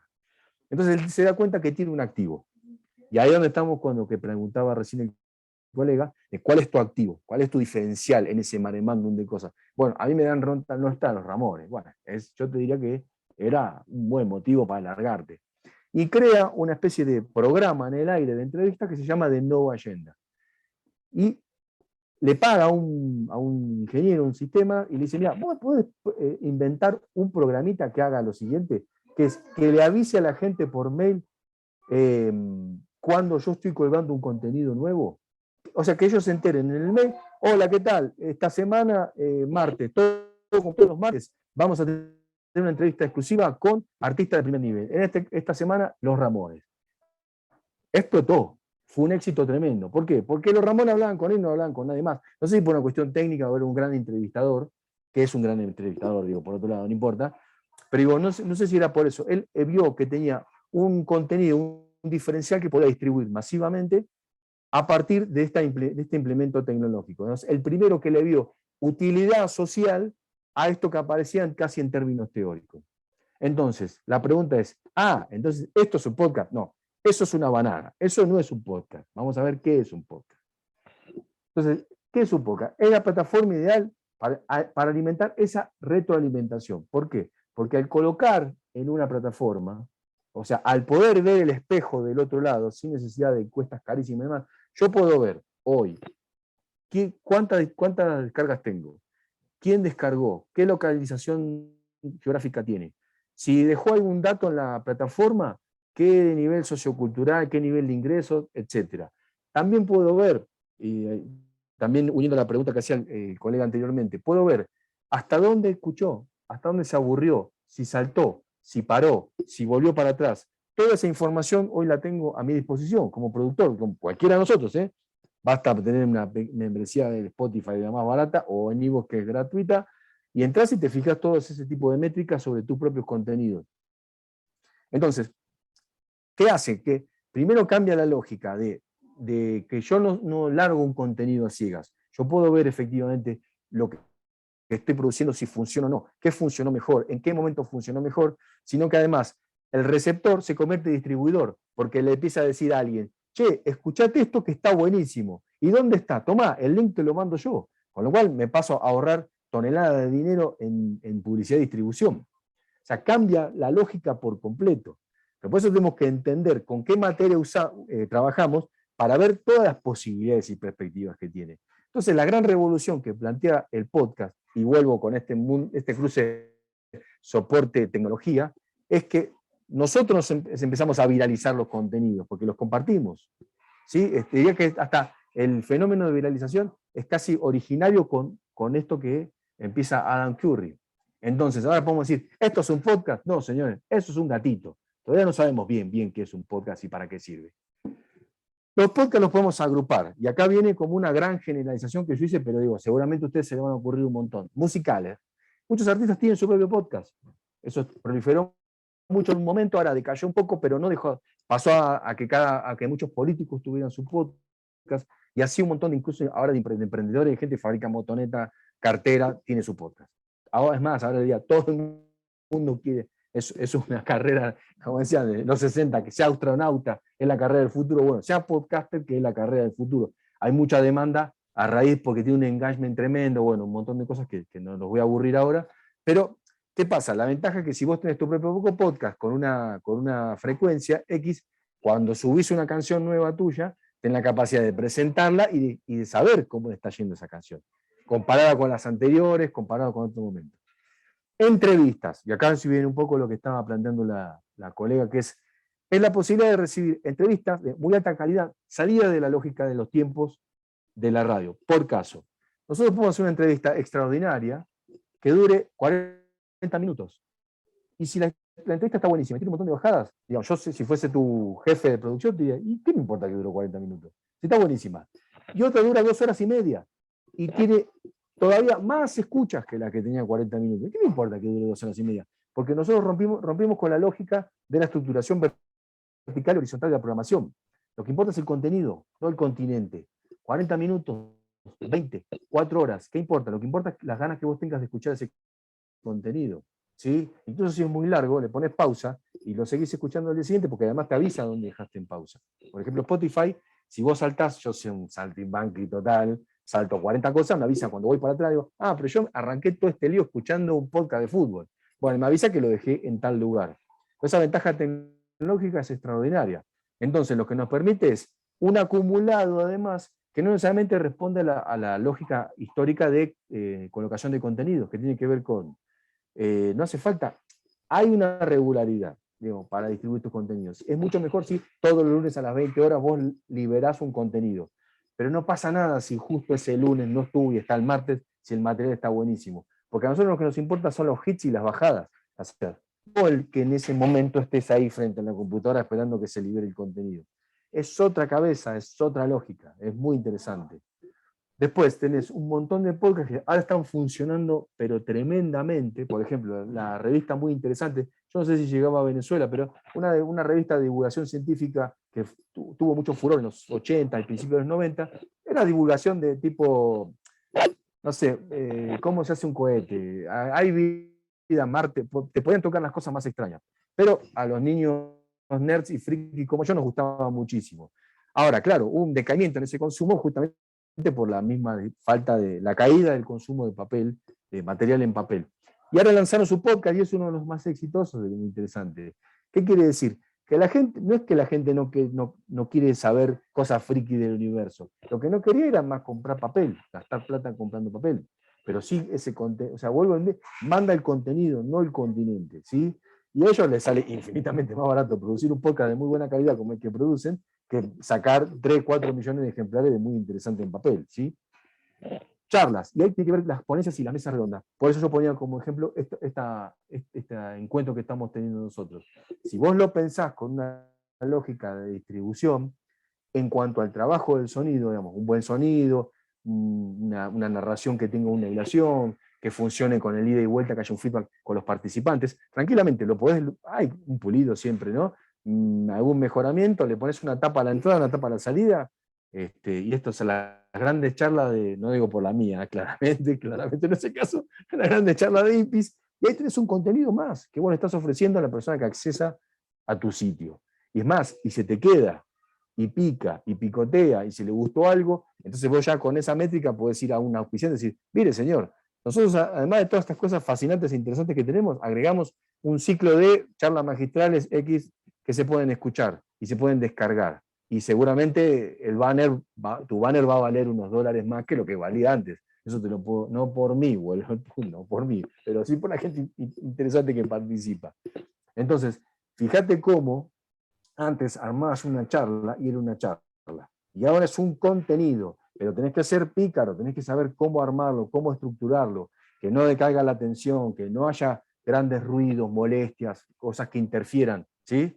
Si vos controlás ese entorno y tenés un ponente, una ponente que estructura un discurso y mantiene una atención en el público, bueno, ahí tenés un contenido. Antes tenía una charla que se la llevaba el viento, ahora las palabras ya no se las lleva más el viento. Después algunos que están funcionando mucho son educativos, hay muchas universidades que están de hecho me ha tocado trabajar últimamente mucho con ellos, que están pensando sus contenidos y bueno, este contenido es medio como un bodoque, un ladrillo. ¿Cómo lo podemos transformar sin perder rigor académico en un contenido de acceso de nuestros alumnos? Sobre todo se usa como apoyo y como para promocionar o nuevas carreras o nuevos contenidos. En lugar de tener que ir y sentarte en una charla a ver si te interesa la astrofísica, bueno, hacemos una serie de podcast de 4 capítulos de qué es la astrofísica. Y la verdad que les funciona un montón. Y después en marketing de contenidos, eso la verdad que estamos trabajando un montón, gracias a Dios. Antes era como una cosa rarísima, ahora todo el mundo quiere su propio podcast, que tiene que ver con la promoción de contenidos de marca, o sea, marca, producto, y universo de marca, digamos, que es una cosa que no tiene sentido que entremos ahora, pero sí que tiene mucha demanda en términos laborales. Volvemos al tema de las conferencias especiales. Acá está mi hijo, vení Chichi, saluda. Acá está Chichi, hola, acaba de llegar del kinder. Bueno, vaya con la mamá, mi negro. Y en el caso de las conferencias, lo que podemos hacer es contratar una conferencia, o sea, justamente pensar una conferencia para que tengan los dos espacios de distribución y eso genere a su vez una comunidad alrededor de esos contenidos. Y otro caso particular que a mí me pasó, por ejemplo, para trabajar para el municipio de Río de Janeiro, que era la posibilidad de armar visitas guiadas con un punto cero y vos vas escuchando, a medida que vas haciendo un recorrido establecido, vas escuchando información y te va diciendo, mire para tal lado, ahí tiene el arpoador, que es donde la gente se junta cuando atardece, ahí tiene el bar donde se compuso Chica de Ipanema y demás, una serie de cosas que también te dan la capacidad de distribuir un contenido en vivo, interactivo. Entonces, yendo finalmente a lo que nos atañe, acá mi amigo, yo soy muy fan de Furama, mi amigo Bender le dice a su amigo Fry, hablo por un parlante, funciono con electricidad, pero no soy un podcast, Fry. O sea, hoy supimos más o menos que sí es un podcast y que todo lo demás no es un podcast, ¿sí? Mi contacto por si me quieren escribir o me quieren seguir o lo que fuere, larrecanatini@gmail, es mi mail, les doy mi mail personal, por favor, digamos, sean prudentes en las cosas que me mandan. En redes estoy en Twitter como Lalo Recanatini y en iVoox me buscan como Lalo Recanatini y están subidas ahí, no todas mis producciones, pero hay como 50 de cosas muy distintas que pueden escuchar, digo, para que vean que no solamente hablo de eso, sino que también soy consecuente y produzco con esa lógica. Excelente. Preguntas. Sí, aquí vamos con las preguntas de Dili Beruscategui, que levantó la mano, y algún otro asistente que quiera intervenir con la mano levantada, y luego, si no, yo leo los comentarios del chat. Adelante, Diliber. Buenas noches. Buenas noches. Lalo, quería preguntarte si hay alguna plataforma tipo YouTube que reúna todos estos diferentes blogs sonoros, por llamarlos de alguna forma, no sé si está bien llamarlos así, y que lleve de pronto una estadística de qué tipo de público es el que tiende a escuchar más podcasts y adicionalmente como producto, cuál es el renglón, ¿verdad? El área de todo eso que nombraste anteriormente, educativo, marketing y demás, que tiene más demanda. Esa es mi pregunta. Si hay alguna plataforma que reúna a todas estas pequeñas plataformas que citaste durante tu conferencia del día de hoy, y si adicionalmente esta plataforma de llegar a existir, si maneja algún tipo de estadística sobre el público y sobre el gusto del público. Sí, lo que tenés es buena pregunta, lo que tenés son producto, digamos, estudios que hace Nielsen y una serie de empresas que se dedican a hacer mediciones de audiencia, que incorporaron el podcast hace unos años y cada vez los siguen con más interés, pero no tenés de distribución masiva algo que no encargues. O sea, lo que te queda es lo que ellos liberan cuando liberan un estudio de Nielsen. Usualmente es en este momento del año que se liberan algunos estudios. Eventualmente, si les interesa, se los puedo compartir, que es lo que nosotros usamos, salvo que este es en una estructura más grande que encarga parte de ese estudio. Ahora, digamos, por un lado, esa información son muy celosos porque eso es plata, es mucha plata, digamos, plata para generarlo y plata para saber también, con mi competencia, que funciona, no obstante lo cual, en retrospectiva al año anterior, siempre tenemos una referencia de qué es lo que está funcionando. Este año la pandemia cambió bastante los consumos, bueno, como que fue un cimbronazo medio raro. Lo positivo fue que creció exponencialmente el podcast en América Latina, en Iberoamérica y particularmente en Sudamérica, el consumo y la producción. Eso está buenísimo. Cambió un poco la lógica de lo que se consume. Tenés, este año, si mal no recuerdo, los que tenés que están funcionando mejor son los de divulgación de carácter científico-tecnológico. En segundo término eran los de charlas, entrevistas, este tipo de, hoy estamos con, y ahí lo que importa es la segmentación. Si vos vas a hacer artistas plásticas mujeres, son 12 entrevistas sensacionales a 12 artistas plásticas mujeres. Y no te salgas de ahí, ese es tu nicho. Y el otro que estaba funcionando bien era comedia, que al principio no arrancaba, yo le tenía una fe bárbara, no andaba comedia, y ahora, bueno, se empezó a circular mucho más la comedia, comediantes españoles, comediantes argentinos, que empezaron a ser consumidos en otras áreas, no solo en nuestros países. Con lo cual también ahí quiero incorporar una cuestión que es, no nos pensemos solo en país, eso también desapareció con el podcast. Pensémonos en Iberoamérica. Nuestro consumidor potencial es cualquier persona que habla español, incluso del otro lado de la frontera de los Estados Unidos. Además hay 62 millones, o sea, es un mercado extraordinario. Entonces, viste como, porque si no, un uruguayo diría, ¿y yo para qué hacer un podcast? Somos 3 millones. No, hermano, amigo uruguayo, son 3 millones ustedes, pero nosotros en total somos como 500. Claro. Y si lo que haces está bueno, yo lo quiero consumir. De hecho, consumo podcasts brasileños, bueno, por supuesto venezolanos, hechos por digamos, el mundo latino en los Estados Unidos. Yo he trabajado para ellos, para Latino USA, que están en Texas, españoles, o sea, nada, esa frontera se diluyó, que el único límite es el idioma, y en términos de inteligencia artificial, que eso quedaría para otra charla, ese está ahí nomás. En 2 o 3 años vas a producir un contenido en un idioma, y la inteligencia artificial va a reemplazar tu voz con tu tono de voz en otro idioma, el que vos quieras, sin modificar el contenido. No los quiero volver locos ahora con eso, porque me vuelve loco a mí solo pensarlo, pero ya están trabajando en eso y ese es el futuro. Con lo cual vos tenés que pensar en una audiencia potencial de 7.000 millones de personas. Wow. ¿Me explico? Bueno, sí. Voy a leer algunos comentarios del chat. Bueno, Ana Margarita Rojas, cuando hablaste del radioaficionado, dice ahí, mi esposa es radioaficionada, lleve KC 2181 de 1978. Bueno, imagínate. Claro. Luego, bueno, saludos desde España, soy analógica, dice Eugenia Adam. Mi primer iTunes se llamaba Rocola, así que eso era claro. la Bueno, Rocola. pero viste que dijimos que son nuevas las cosas, pero más o menos, ni tan nuevas tampoco, ¿no? Hay una Así es. reapropiación de la tecnología y una expansión en la frontera tecnológica, pero es la rocola, no, vamos a ser Así sinceros. es. Luz Ortega, mi favorito fue el Walkman. Y luego cuando tuve iPod y llegó el smartphone, ya más nunca quise uno. Claro, es que Eh, ahora tenés todo acá. Es que la verdad, es mucho más cómodo, tenés todo acá. Y se escucha Totalmente. tremendo. Incluso para grabar. Mirá, vos fíjate, con un par de implementos nada más. Esto es para poner un ejemplo, ¿no? Así que, para el que quiera arrancar, para el que se queda con el bichito de hacer de su experiencia sonora. Esto es un divisor de señal. Esto lo metés acá y tenés auricular, micrófono.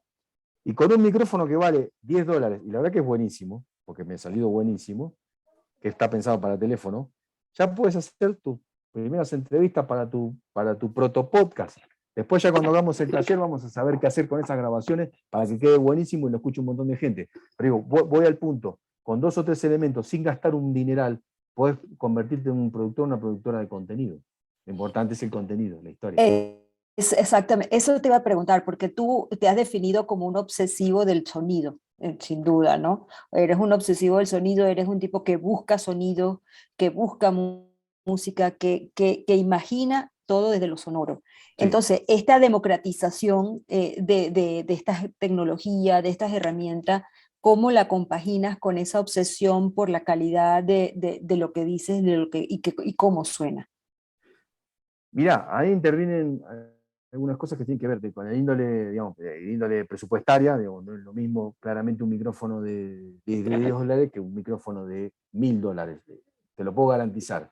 Hay una frontera donde entre $1000 y $2000 no hay gran diferencia, es como con los vinos, hay un límite donde ya estás pagando otra cosa, porque cuánto más bueno puede ser un vino, pero yendo al punto, sí está bueno tener un equipo de cierta calidad, porque va a redundar en un proceso más profesional y te va a llevar menos tiempo de postproducción, que es limpiar todo ese lío que se armó con el sonido. Y después, por otro lado, es que tenés el universo de lugares donde se alojan contenidos y sonidos nuevos, es tan grande que prácticamente es inabarcable. Yo en algún momento como que quise, digamos, abrazar ese universo y realmente ya me resigné, es imposible.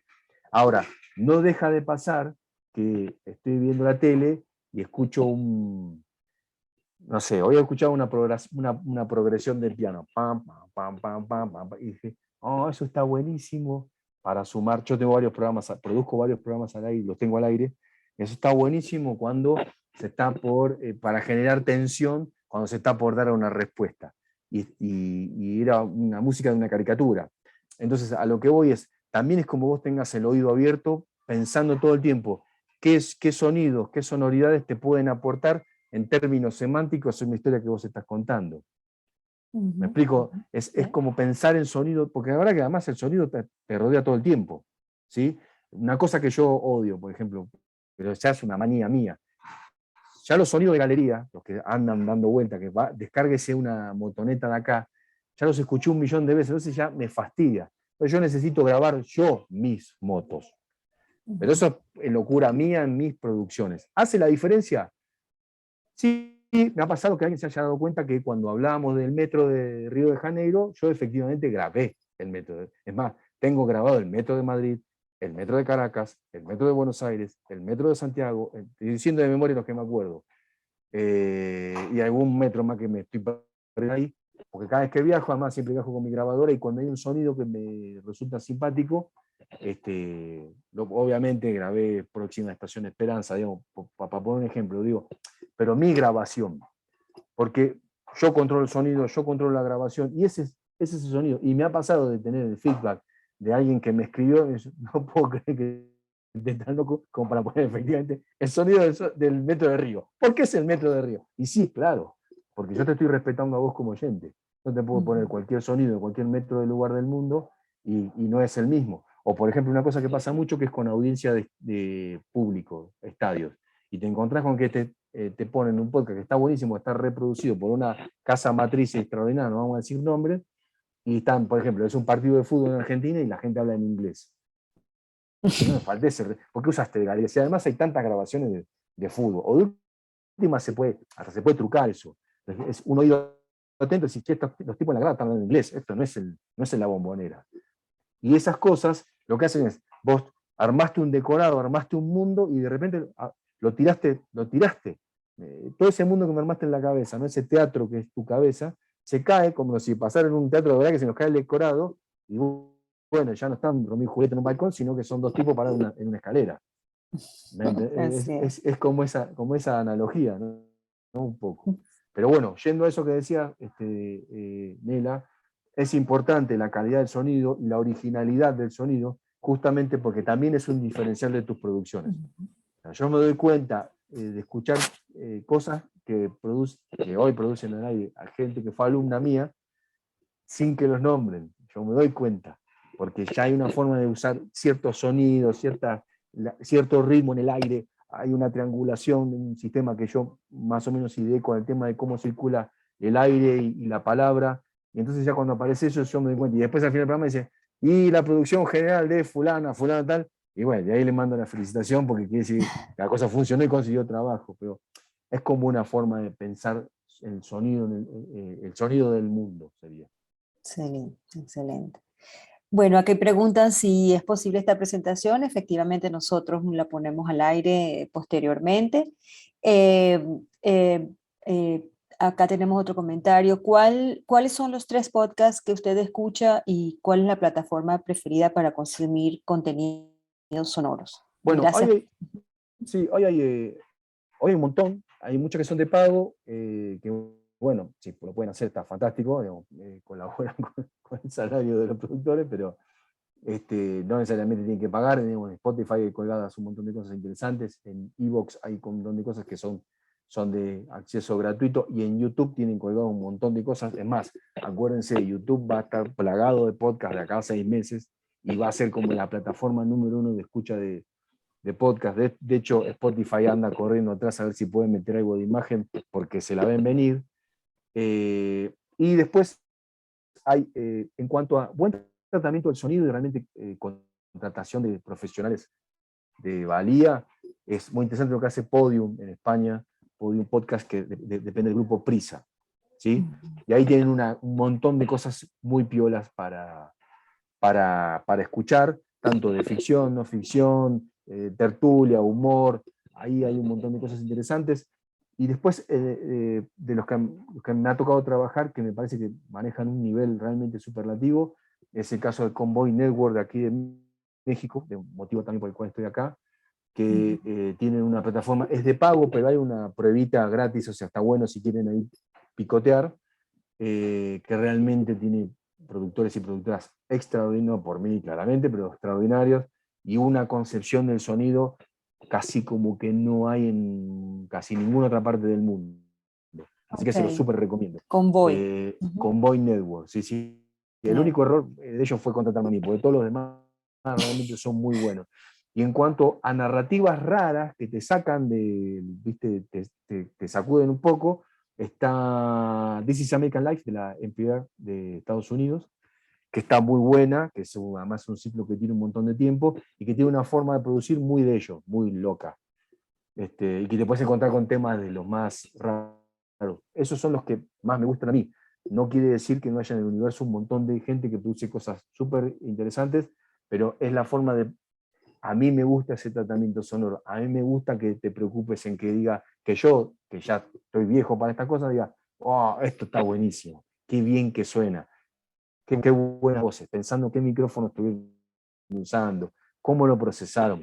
No, todas esas nerdeadas que al fin y al cabo no solo hay que ser una buena contadora de cuentitos, de historias, sino que además, bueno, hay que cuidar, ¿no? Hay que ser borgiano. Borgiano, ahí está. Ese es el borgiano.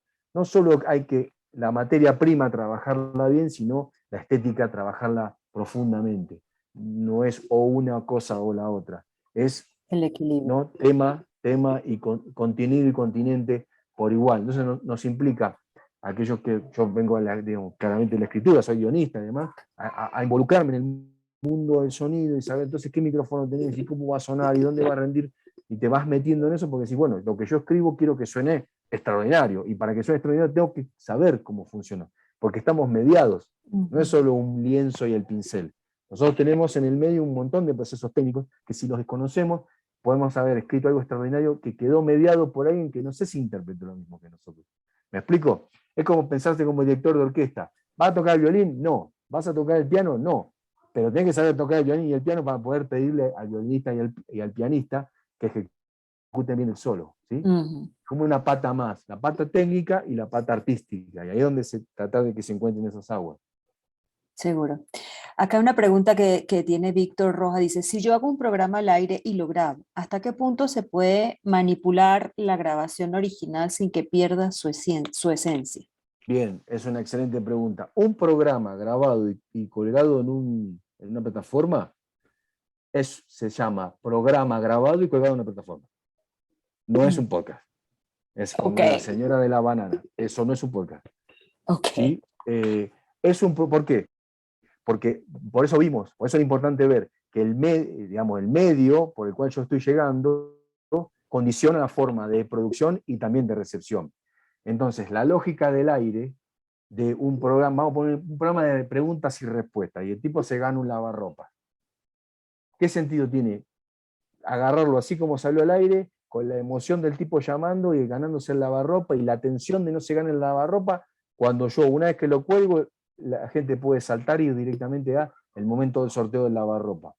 Eso tiene sentido si es en vivo, pero si está grabado no tiene ningún sentido histórico, digamos. Si justo sale en el medio una entrevista que está buenísima, bueno, pero entonces vos tenés que cortar ese fragmento, curarlo en términos de sonido, poner una tapa a la entrada, una tapa a la salida, y ahí podés, quizás sí, quizás no, tener un podcast, porque si la entrevista es telefónica, es posible que el sonido sea malo, que tengas interrupciones, que tengas interferencias, y entonces ya me estás hablando al oído con algo que no se escucha tan bien, no sé si te voy a tener tanta paciencia, ¿sí? Pero digo, no quita que el segmento de un programa, porque de hecho ha sucedido, se convierta en un podcast. Pero vuelvo al punto, y en esto soy como muy taxativo. Un programa de radio grabado y colgado en un lugar es un programa de radio colgado y grabado en un lugar. Que no es otra cosa. Perfecto. ¿Sí? Ok, acá Ortega Brothers. Saludo, gracias por tu clase. En tu experiencia, ¿cómo se han transformado las relaciones entre anunciantes y los contenidos? En Argentina o en los países en donde has trabajado, ¿hacia dónde has visto migrar el apoyo de los sponsors? Bueno, es una excelente pregunta. Bueno, ahora están yendo como locos. Antes ibas con una propuesta de podcast y te miraban como si fueses un marciano. Y ahora están ellos mismos demandando una cantidad de producción, un volumen de producción justamente para poder colocar. Te diría en este caso, ¿cómo se llamaba el colega? Perdón, que se me fue el nombre. Bueno, Ortega Brothers. Ortega Brothers. Bueno, estoy hablando con los Ortega Brothers. Sí. Queridos Ortega Brothers. Bueno, esto tiene que ver también, y uno si termina, cuando produce o produce para terceros, también se termina implicando en las cuestiones de distribución, consumo, ROI, y etcétera, digamos, retorno y demás. Y trabajando para el mundo de la publicidad, yo trabajo para el mundo de la publicidad mucho, antes de hacer podcast, fui redactor publicitario de Leo Burnett, cosa que recomiendo un tiempo, pues, no mucho, pero sí se aprende mucho. Tiene que ver con que ahora como la publicidad tiende a hipersegmentarse, porque justamente no hay espacios multitarget y demás, la tele abierta mide 2 puntos, o sea, cambió el modelo, y está fenómeno, y está bien, y hay que adaptarse a eso. Entonces, como vas a la hipersegmentación, el podcast es Juan Carlos segmentación, o sea, yo soy Juan Carlos segmentación. Entonces tenés el podcast de los que consumen series, el podcast de los que les gusta el manga, y así al infinito, y tenés 3 o 4 además con un montón de audiencia, que te diría, no lo sé, si tenés el Fábrica Ortega Brothers, y querés anunciar, después si querés, después del encuentro charlamos, pero ¿a dónde ir a buscar? Porque tu audiencia, lo que hizo tu audiencia es que se dispersó, pero sigue estando ahí. Y es más, hoy tenés una capacidad de conocer quién es ese consumidor para pautar, pero con una precisión quirúrgica, con una inversión relativamente baja, con lo que antes era como tirar tiros y tirar y tirar y tirar, y al que le pegabas, y acá vos agarras y me decís, por ejemplo, te pongo un ejemplo, trabajé con Johnny Walker. Ya no es ir a buscar, bueno, ¿quién le puede llegar a interesar? qué target, digamos, qué recorte, porque además ellos quieren llevar el whisky, digamos, que baje de edad, ¿no? Porque el whisky fue subiendo de edad. Entonces, están buscando como público más joven. Bueno, entonces, hoy es mucho más fácil que nunca que recorte, decir, vamos a meterlo acá, acá, acá, acá, el contenido va embebido, está demostrado que funciona mucho mejor el contenido embebido, el anuncio embebido dentro del contenido que por afuera, pero no necesariamente. Lo que es el branded content, que es lo que más estoy trabajando, funciona extraordinariamente bien con una cuestión para recordación, de call to action, bueno, un montón de cosas que no lo voy a abrumar a todos, pero que funcionan muy bien. Y particularmente el podcast tiene la ventaja que te está hablando, te está recomendando algo en el oído. Y si alguien me recomienda algo en el oído, y yo, qué sé yo, por lo menos le doy la chance. ¿Sí? Se tomó ese trabajo de hablarme en el oído. Ah, mirá qué interesante, esa marca. Aquí No sé si hay responde. sí, Es un mundo, digamos. Tenemos que hacer uno de branding content. de branding. Claro, exactamente. Ok, aquí hay uno que dice, el podcast es el atajador de las verdaderas historias radiales auditivas que siempre quisimos atesorar para reescucharlas y difundirlas, que es la extraordinaria síntesis histórica que don Lalo Recanatino ha dado. Aprendimos a pensar en audios para atesorar por siempre. Saludos agradecidos, venezolano, merideño, exiliado en Santiago de Chile. Otro Bueno, por allá. un abrazo por allá. Y bueno, sí, hoy nos da la chance de guardar lo que antes uno hacía de maníaco, de grabar en su cassette el especial, el último programa ¿no? Ahora, la verdad que puedo decir, metes en YouTube, y de hecho, como productor, ¿no? Cuando vas a buscar testimonio histórico para poder meter dentro de un contenido, la verdad que es increíble. Antes eso era casi imposible de hacer. Casi. Una pregunta acá muy concreta, ¿se puede pensar en una radionovela como un podcast? Sí, de hecho, las radionovelas, a ver, no tal cual como era históricamente la radionovela que auspiciaba el Jabón X y continuará y demás, sí con la dinámica, con los oyentes que tenemos ahora que tienen mucha menos paciencia, que nos dan mucha menos chance de una progresión en el contenido, pero sí hay varias producciones de ficción sonora que contra todo pronóstico de vuelta funcionan extraordinariamente bien, extraordinariamente bien. Ahí en Podium tienen varios ejemplos. De hecho, está pasando que productores de contenidos, series, están pasando podcast.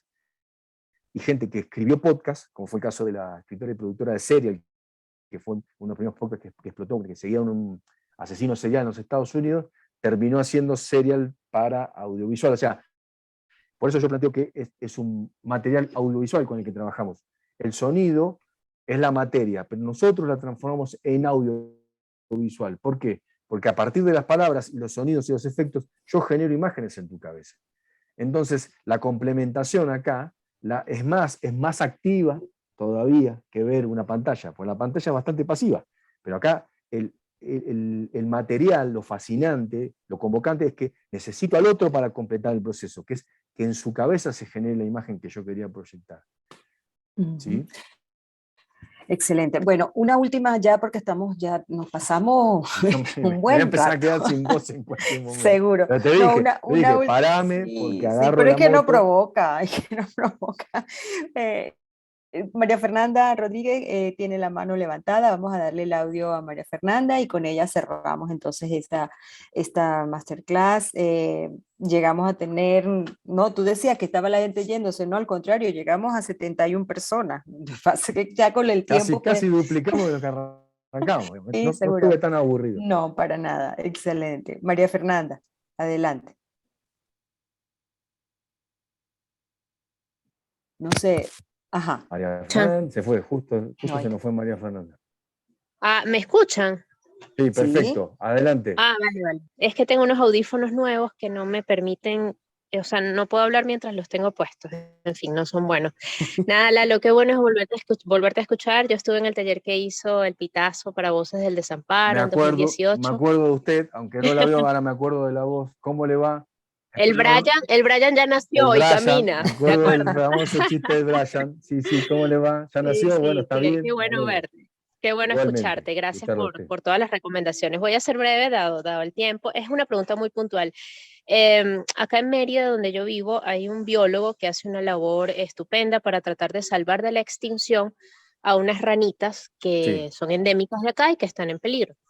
La pregunta es la siguiente. Hemos estado pensando, él me pidió que la posibilidad de hacer unos podcasts, sobre todo para transmitirlos en radios comunitarias Ujú. de zonas donde habitan o habitaban estas ranas y para que la comunidad se sensibilice un poco sobre la importancia de protegerlas, ¿no?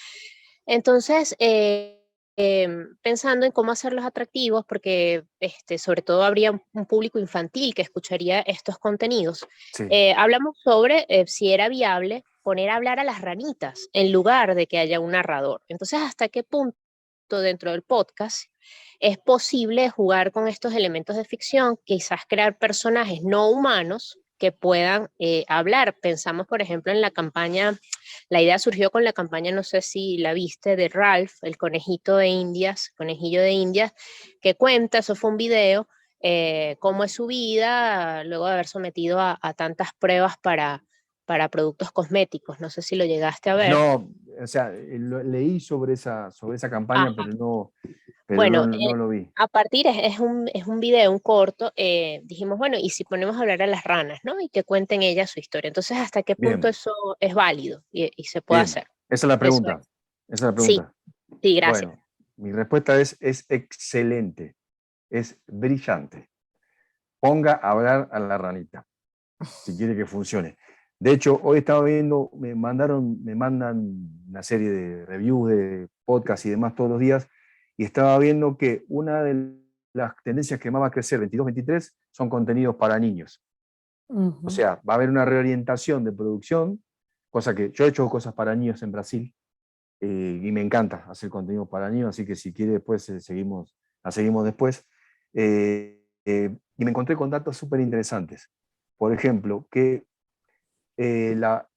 escuchar podcast, contenidos sonoros, pero particularmente en un estudio sobre podcast, estimula la comprensión en los niños de 4 a 12 años, creo que era, la comprensión de lectoescritura en la escuela, 76%. Y la precisión en la lectura, ¿no? Para que lean sin errores, 52%, y el rendimiento en los exámenes, los niños que sus papás usualmente los ponen a escuchar podcasts y contenidos sonoros, audiolibros y demás, aumenta un 22% su buen rendimiento en los exámenes. Entonces ahora están investigando, bueno, cuál es el proceso en el coco que genera que escuchar cosas. Yo tengo mi teoría de la praxis, pero bueno, la ciencia nos va a auxiliar. Entonces, con esto lo que quiero apoyar justo de casualidad, hoy lo estaba leyendo, que es una excelente idea, que apunte a los niños, digamos, porque además como concientizadores funcionan muy bien en el entorno familiar, digamos, toda una cosa que no viene al caso, pero que la podemos ver, y además que sea algo cercano a ellos, que sin tratarlos como tontos, digamos, son niños, no tontos, pero que si se pueden empatizar con este personaje, va a ser mucho más fácil que le digan al papá, a la mamá, a la abuela que hay que cuidar a la ranita, porque se encariñaron con el personaje de la ranita, con la ranita, el Brian. Vamos a poner un nombre.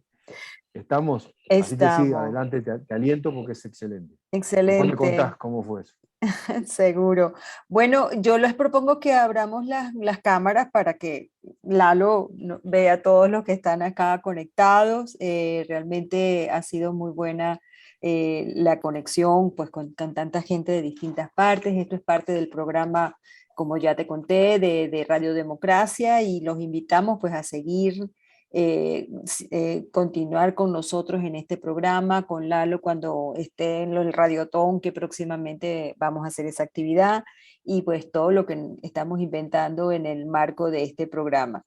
Por eso creo que para despedirnos y para agradecer a Lalo, pues toda estas 2 horas de charla, de Voy a clase cobrar extras, magistral. te voy a empezar a cobrar Caramba. Por supuesto. Bueno, adelante y bueno, muchísimas gracias Lalo y hasta muy pronto. Pues fíjate, aquí estamos ya todos, se han ido varios porque la hora pues ya, la Sí, hora y nos las pasamos. conexiones en Venezuela pues no Sí. ayudan mucho, pero aquí estamos Bueno, y te damos las gracias por todo tu un abrazo generosidad. a todos, a todas. Espero que les haya servido. Nuevamente agradecerle a Ipis, a Nela, a Joel, que estuvieron ahí pendientes con todos los tramiteríos y demás. que pudieron hacer posible este encuentro, a ustedes por la atención, por la participación, y bueno, espero que más pronto que tarde nos veamos cara a cara, así con un guayoyo por medio. Excelente. Vale. Gracias. Gracias. Hasta muy Abrazo para pronto. todos. Gracias. Gracias. Seguro.